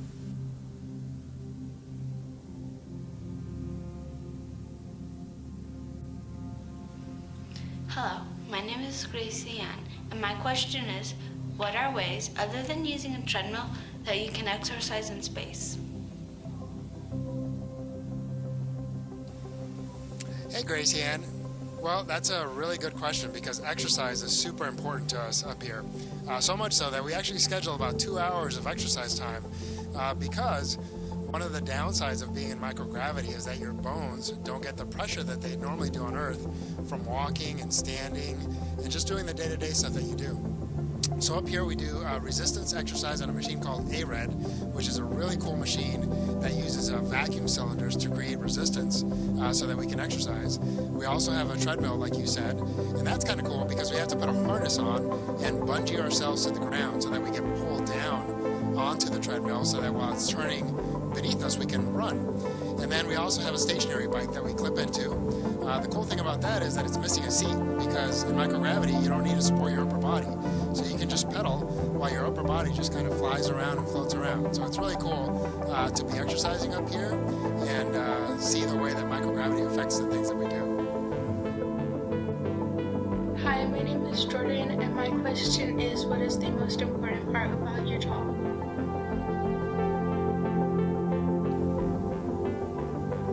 So Jordan, a lot of people don't think about this, but the most important part of our job is the research and exploration and the science and actually the engineering that comes out of this whole project of flying in space. Because what it's really designed to do is make life better on Earth. So right now on board the International Space Station, there's hundreds of experiments going on, some of which we're a part of, some of which we have to tend to, some of which they operate without us. But it's an amazing laboratory, and we everything we do here provides benefit for life on Earth. Hi, my name is Stella, and my question is, if an astronaut becomes ill while on the space station, what special protocols or quarantines are put into place to keep the other astronauts safe? Hey Stella, yeah, it's really important that we stay healthy up here so that we can do all the work that Steve talked about. Not all crews have medical doctors on board, and so all the astronauts go through medical training, and we all get to go work in an emergency room, sometimes in a critical care unit, and learn some medicine so that we can help take care of our crewmates up here. For those of us that are medical doctors, we can use all that knowledge that we received during our training and during our professional careers and help our crewmates up here. But the good thing is most astronauts are in really good health, and so most of the time we don't really get sick. The other cool thing that we do is we go through 2 weeks of quarantine prior to launching, and that essentially protects us from any acute illnesses before launch. And so it's really unlikely that we'll actually bring any diseases up here. We do have a really robust medical kit. This is just one of about 10 different kits that we have up here that we can use in case of a medical emergency. We also have some world-class doctors that are on the ground supporting us, and if anything were to happen, we basically make a phone call and they can help walk us through treating whatever medical emergency shows up here. But for the most part, we stay pretty healthy, and that's the way we like it. Hi, my name is Elliot, and my question is, what is the most interesting feature of Earth you have seen from space?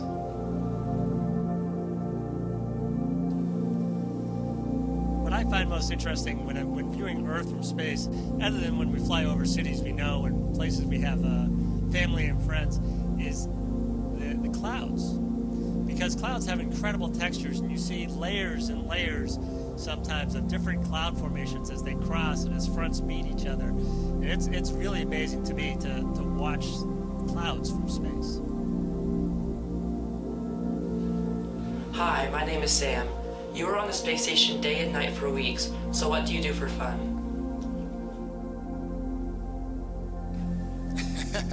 Hey Sam, well Steve says we have no fun, but I disagree. We actually try to have fun quite a bit. Just floating around is a lot of fun, and so day to day we try to do that pretty much nonstop. We'll often have races to get to our next work spot as fast as possible, and we just try to enjoy it up here. But you know what, you're right. After a while, work can get kind of tedious, and so we do like to spend time together as a crew. We'll have dinner together, we'll watch movies together on the weekends, and sometimes just looking out the window can be a lot of fun. And so most of us will spend several minutes, if not hours, every week trying to do that, because it's a beautiful view to look out the window. Hi, my name is Emily, and my question is, what is the most interesting thing that has happened to you during your training, or while you've been in space? Emily, that's actually a very difficult question to answer, because every day, everything is somewhat new. Our days are different every single day. Some of the tasks we do repeat over and over again. Spacewalks are incredibly amazing to be a part of. Just looking out the window and seeing what's going on is incredible to be a part of. And then if you think about the fact that we've had, well, Frank's had 1, 2, 3, basically almost 5 docked vehicles come visit, including cargo vehicles while he's been here. And those are very large vehicles, and they're meeting us in space, and we're traveling at 17,500 miles an hour. That's just absolutely amazing. So the whole thing is incredible. You should come up and visit sometime. Hello, my name is Xander. My question is, what experiments do you do in space that you can only do in space that helps humanity most? Hey Xander, well that is the actual entire purpose of the International Space Station, is to come up here and do science that hopefully will help humanity back on Earth.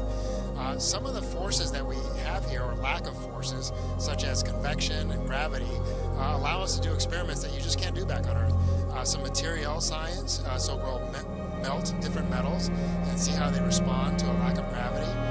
We can make crystals that are really perfectly shaped because of that lack of gravity and convection.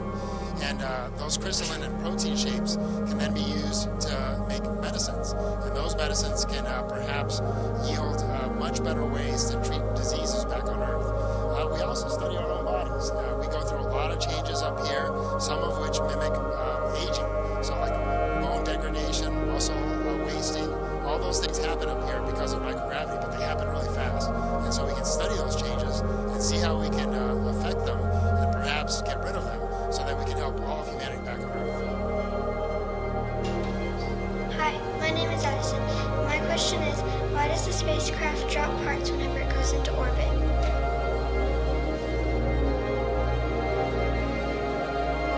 So Addison, that's another question I don't think I've ever had.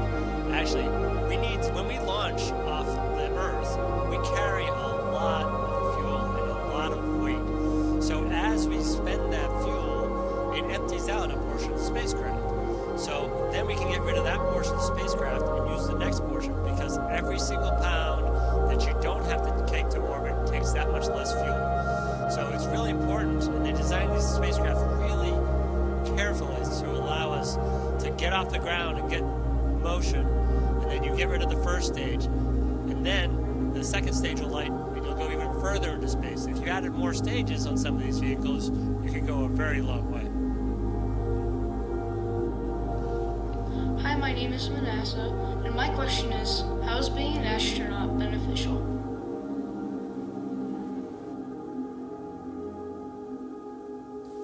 Hey, Manasseh. Yeah, you know, we hope that what we do up here is really beneficial to all of our friends and family and all of humanity back on Earth. So up here, we come up here and we innovate in a lot of different ways. So we come up with new technologies, new sciences that we can then turn around and use back on Earth. We explore, and I think exploration is part of just humanity. We love to find new places, new things, and so showing the rest of humanity that, hey, we can go to low Earth orbit, we can go to the moon, and eventually we'll hope to be able to go to Mars.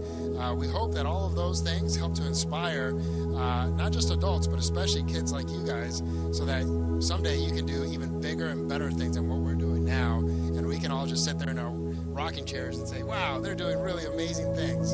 So yeah, I think all of those things are how we benefit humanity. Hi, I'm Emily, and my question is, do you ever get bored? Emily, I never get bored. I never get bored on Earth. I never get bored up here. It's just, this is sensory overload. You're never going to be bored up here, because if you ever get tired of looking at one thing, you look at another. Our schedule changes day to day. What we're doing week to week changes. We just had guests up here from a visiting crew. We have a cargo vehicle coming in another week. We've had vehicles come and go, and then just spending time with my crewmates is just fantastic. So no, never get bored up here. Hi, my name is Jaden, and my question is, how do you eat warm stuff?